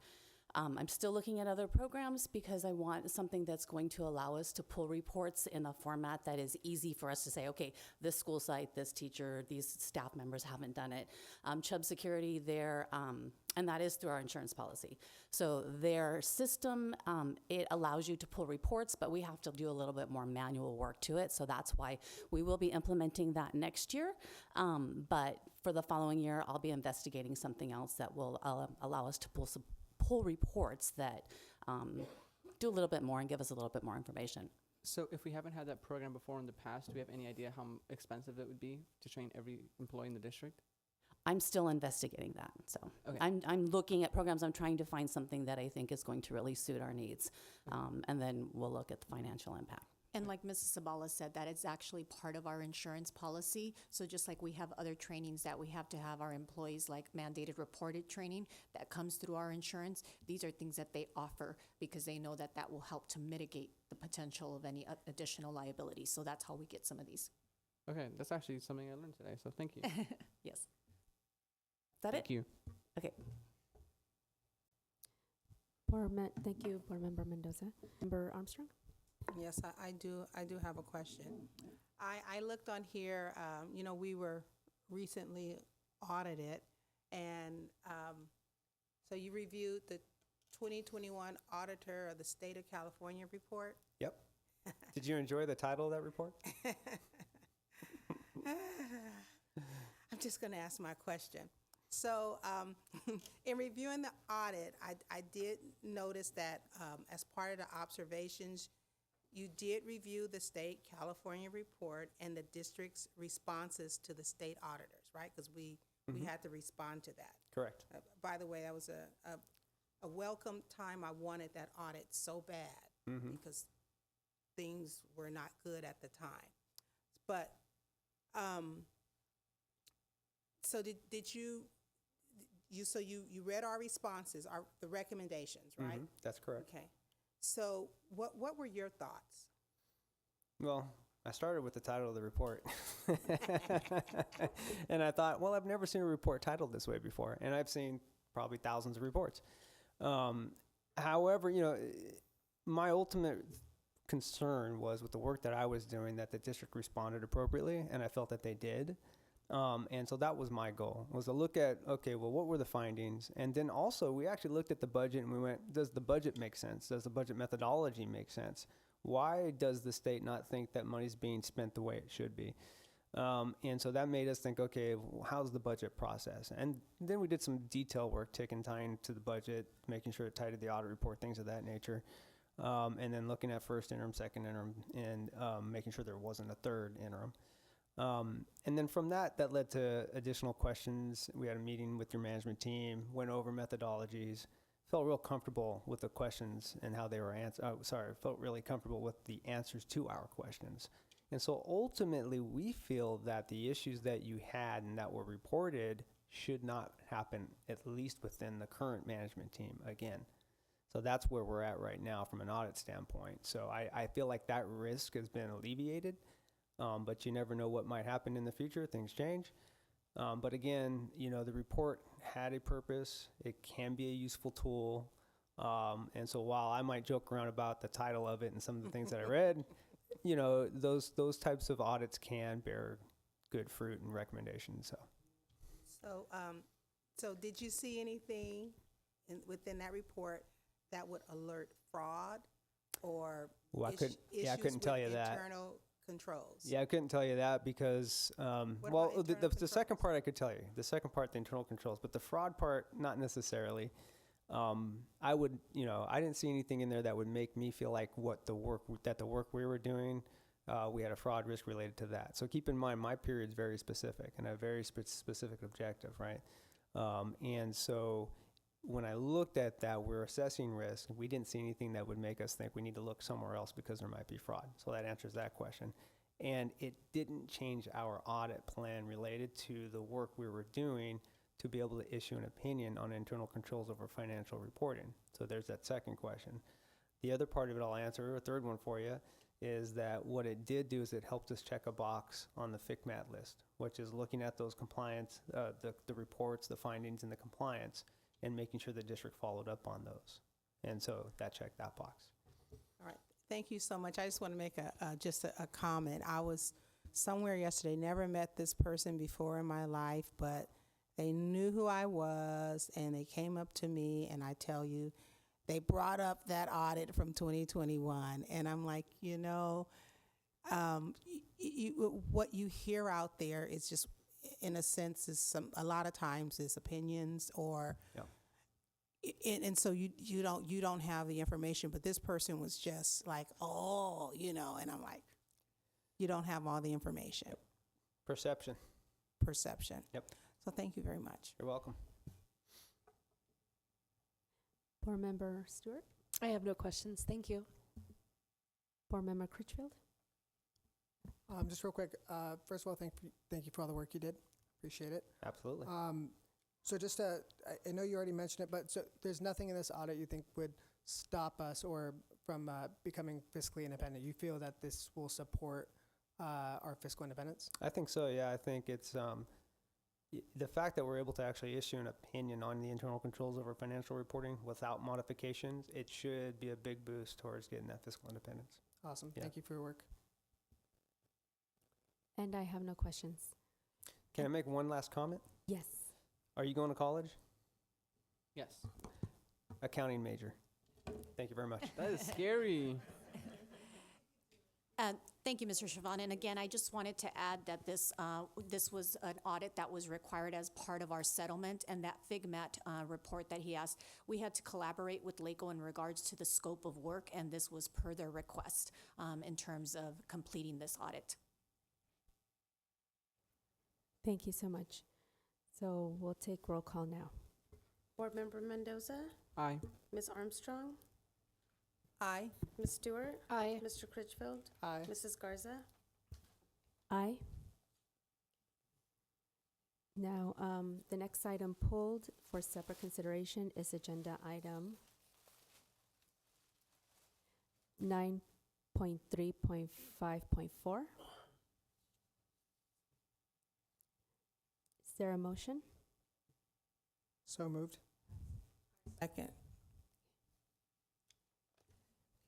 So this again was pulled by administration, just as shared our last board meeting, and when we were talking about the bond and options, and just pulled it in case there were any additional questions. Mr. Farrell is here. Should the board have any questions that they feel that needs to be answered tonight before moving forward?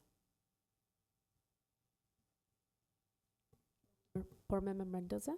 I don't have any questions. Board Member Armstrong? I just have one question.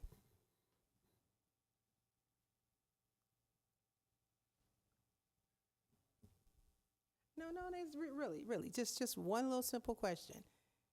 Is this the time for us to make our move? Well, what I would say is we would recommend a minimum threshold. So if interest rates were to change, I wouldn't recommend the board move forward if the savings percentage would drop below that 5% level. When we were here 2 weeks ago, it was around 8.5%.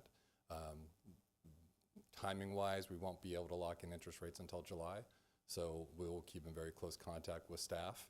And if interest rates were to start to move up and we're getting to that 5% level, we would recommend the district wait and see if there's then a better time. That was it, I promise. Good question. Board Member Stewart? My question is actually for council. I was just wondering, this is a lot of oversight on our part to read all this stuff. Do you guys also look at this and go over these contracts, or no? We do not. I believe you have separate bond counsel for that. It's a very specialized area of law. We don't do that. That is correct, Ms. Stewart. As you see on the contract matrix, there's special counsel that is part of that contract matrix tonight as to support that. So there are attorneys that just specialize on all of this contracts. Okay, thank you. Board Member Critchfield? One question, just picking off that. What is the firm that we use for the bond? Sorry? What firm did we use for the bond to look over the contracts? So the firm's name is Jones Hall.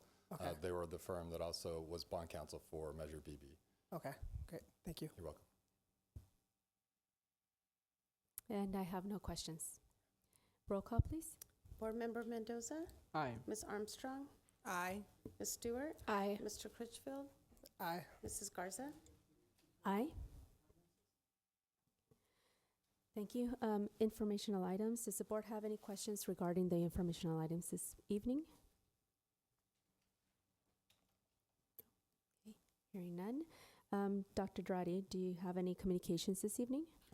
No communications with me, but no communication with me, so. Thank you. Board Member Mendoza? Okay. Hello, everyone. I did not know today was going to be my last meeting, and I spent like the last 24 hours working on the presentation that I wasn't able to give. So I actually don't have a board member's update that is scripted and ready to go. But it is my last board member's update, so I'm just going to wing it. I guess I'm graduating. That was a good 12 years, and I think the most important and special part of it all was the people I met, and I think that more than anything, more than the experiences, more than the places, all the cool adventures, I think it's the people who I'll remember the most. And I think sometimes even people, I've gotten to know all of you. I've gotten to know Mr. Buffington over there, people in the community who have spoken to me. And it's just, I've got this little world up there that I'm going to be leaving behind for the Central Valley in a few months. But I trust that we're all in good hands here. And I think that a lot of you people inspire me. So my colleagues on the board, a lot of you guys have, taught me very important lessons. I know Dr. Lesson isn't here, but I want to recognize that she's made me very conscious about how accessible things are around here. I'm a big local history fan, and there's the Pacific Electric Depot on Bellflower Boulevard. And I realized if I was in a wheelchair, I wouldn't be able to access it because there's no ramp to get up to where that little plaque is that has like some text written on it. And the Carpenter House that I've been talking about, where I'm working at, there's just steps to get up there. There's no ramp. And so that's something that Dr. Heston, I think, has gifted me that I'm going to carry with me for the rest of my life. Is just always thinking, like, okay, could my friend in a wheelchair access this, So I think her relentless advocacy for people with disabilities, that's going to stick with me. I think that the kindness and support of my colleagues on the board will stick with me. I want to personally recognize Rena Armstrong. Oh my gosh, it's been a while. But Rena was one of my earliest supporters, and I remember it was so funny when I first got onto the board. She drove me to CSBA in July to Los Angeles, and those were some of the weirdest conversations I've ever had in that car. But it was fun. I was like, I'm speaking to the board president at the time, and she was just like talking to me about like her dog, and I'm like, oh, okay. I guess this is what being a board member is. Everyone's gifted me something. All my teachers, all my staff. I appreciate the speakers who came out and supported me today. So thanks, guys. And I'd also like to recognize Dr. Dradi for, Jesus, man, you're great. And so I think you've inspired me a lot. And so yeah, at the end of the day, it's the people. I'm also happy to report I can still make grad night. I have like 2 hours. So someone here, is that you? Okay, you're giving me a ride. So No, not you. You're good. No, unless you want to come with me. So Rita's taking my job. She's driving you now. Yeah, Okay, yeah. all right. Yeah. Way to go. But just another example of why it's the people. It's the people who I know and the people who I've that had the privilege of working with. So I guess with that, see you guys.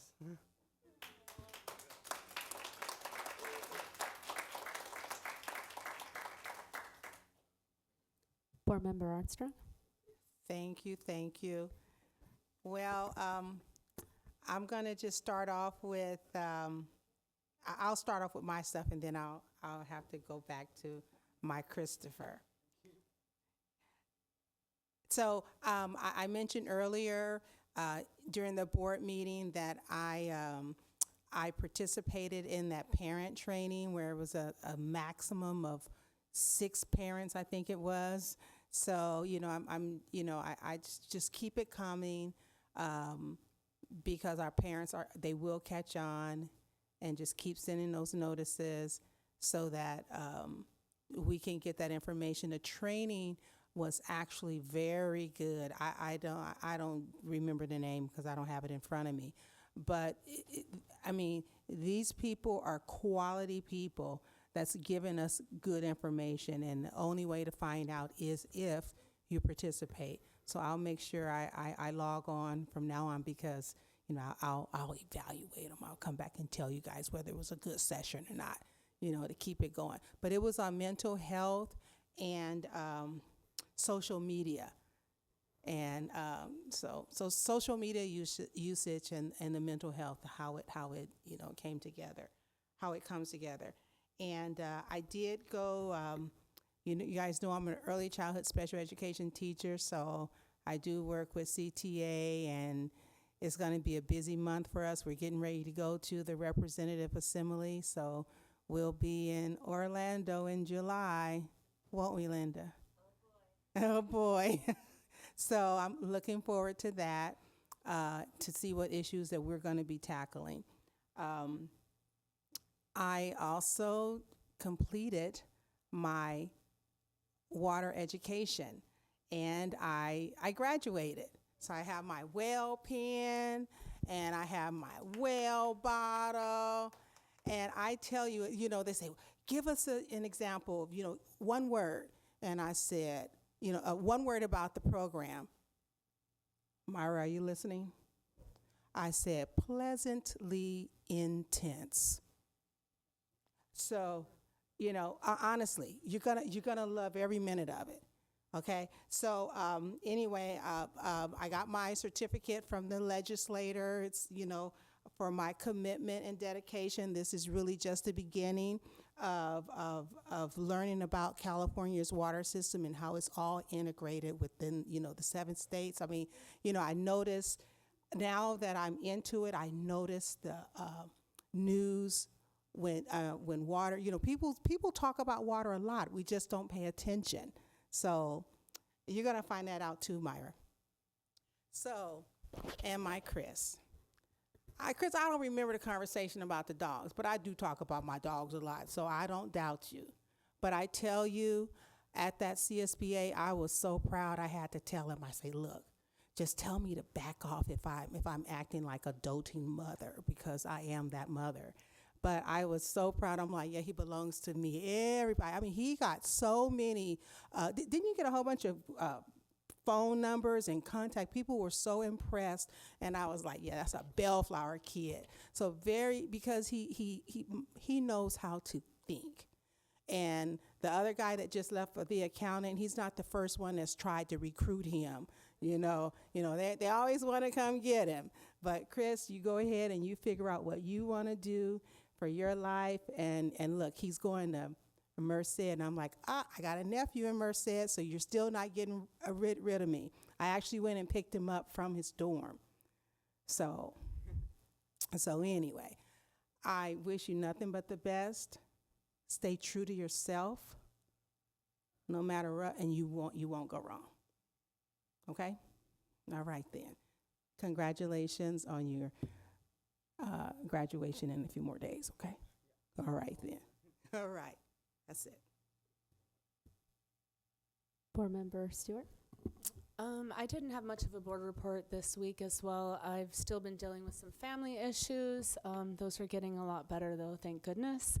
And so I didn't get out to too many events. I am sorry and I'm sad that I missed some of the events, the STEAM building opening. I was supposed to go to the Mayfair softball banquet. There was just so many things, all of the awards that are happening right now that I'm missing. I thank you guys for understanding why, and I appreciate that. And just, Chris, I think you're amazing. As you are, I'm disappointed that we didn't have our presentation with you because I feel like we need to be talking with our student board member about our future student board members. But I think I've watched you for a long time before I got elected, and you ask amazing questions. You do the research. You educate our community. You educate our students. I think what you've done here is amazing, and I think we need more of it. I like having a student board member, and I think you're amazing, and I thank you for everything that you've done. So thank you so much. Board Member Critchfield. Thank you, Madam President. First, thank you to our staff cabinet for all the work on the safety study session. Really appreciate that. A few things. I did go to the Mayfair Awards night as well as the senior scholarship ceremony. Want to thank all the donors who offered those scholarships. That was a really cool event.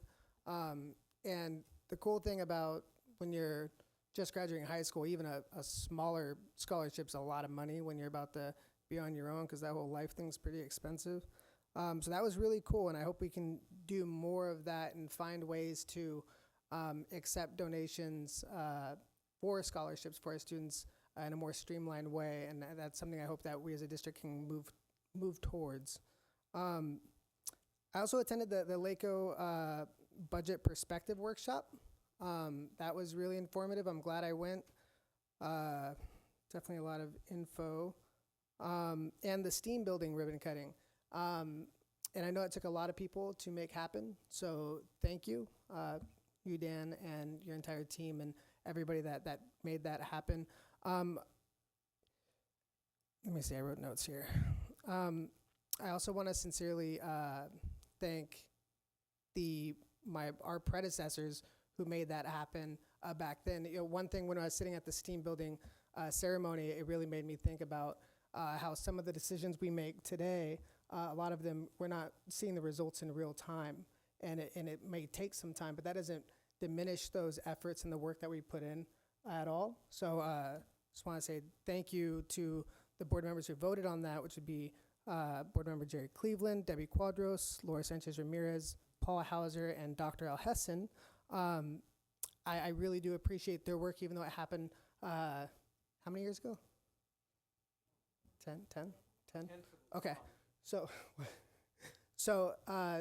even though it happened 10 years ago, and I know I saw the plaque, and that's amazing, but I can't help but think, they're the ones who really made that bold move to make that happen. So I just want to say thank you to them.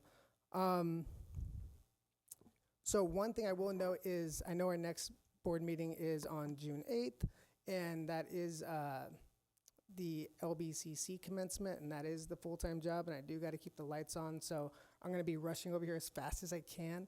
The only thing I'll say to that is I know there's the safety topic, and there's some things, so I'm just hoping that we can figure out a way where I can be a part of those conversations, and all board members can have their perspective on those conversations, because I think they're very, very important. So I know our work must go on, but I'm really hoping to make it back by then. And Chris, I know I don't just speak for myself. I know we are all very proud to be your colleagues, and more importantly than that, we're proud of you. You are super impressive, and you've made me have to actually think about what I'm going to say before I say it, and people have been trying to get me to do that for a long time. So, I mean this with all my heart. I think you're going to do great things. And I just encourage you to never stop being you and never stop taking risks. It's been great being your colleague, and I'm really looking forward to seeing what happens next. So thank you. That's it. Thank you, Board Member Critchfield. I also attended the STEAM building opening. I agree with Board Member Critchfield that this is definitely a, we don't see a lot of times in education how we impact, future students. And it is definitely a kind of a slow process. We place all this knowledge and we put out our best programs for our students, and we see it to fruition until the 12th grade. And it's, very exciting time to see that come full circle and it be used for future students, and saying that, I also want to recognize that, Board Member Mendoza has been part of that as well. Thank you for your service to our students, to our board. You have definitely enlightened us with your comments, your questions, because none of us have your point of view. So we do definitely look forward to continuing this position, in the future, depending on, the conversations that we have going forward. So I also want to say that I was able to attend the Mayfair and Bellflower High School Awards and Scholarship Nights. Thank you so much for making that invitation.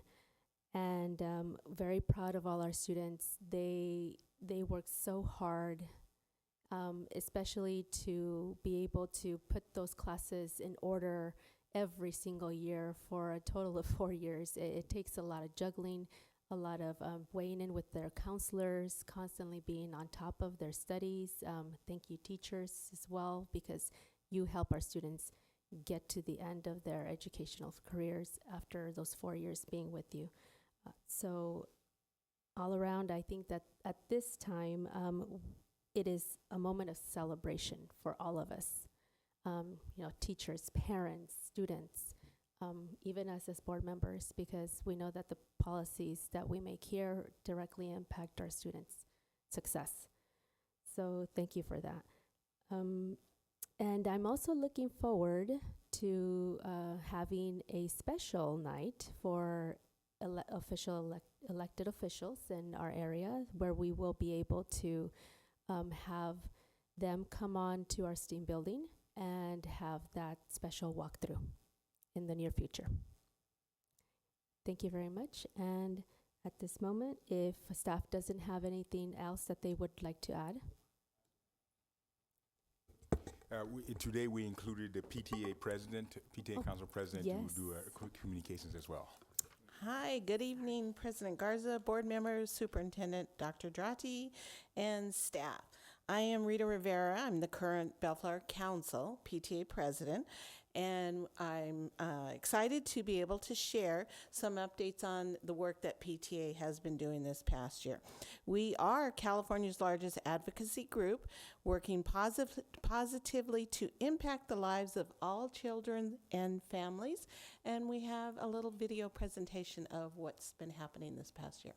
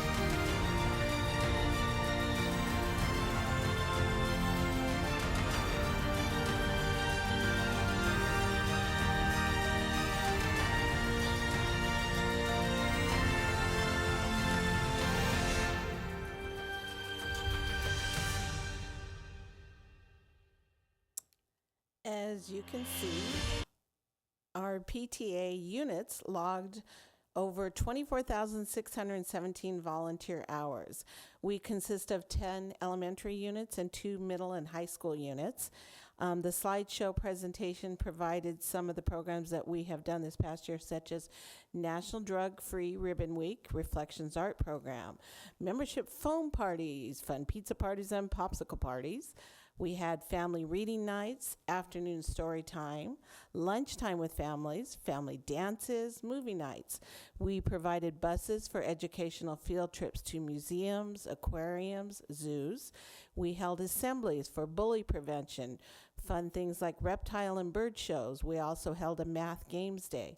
We provided funds to pay for accelerated reading, scholastic newsletters, and many book fairs.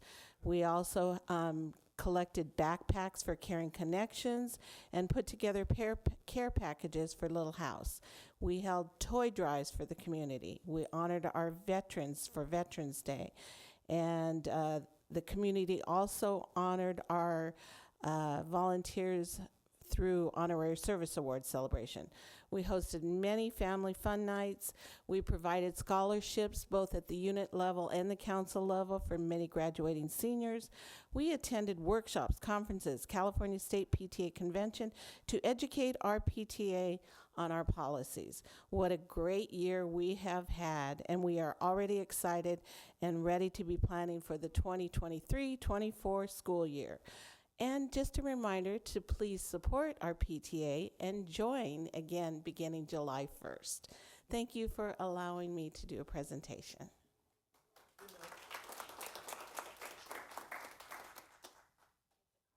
Sorry, Ms. Rivera, I hadn't turned the page. But now, if staff doesn't have any other comments, then if there is no objection to this meeting, is adjourned at 10:01 until the regular board meeting to be held on Thursday, June 8th.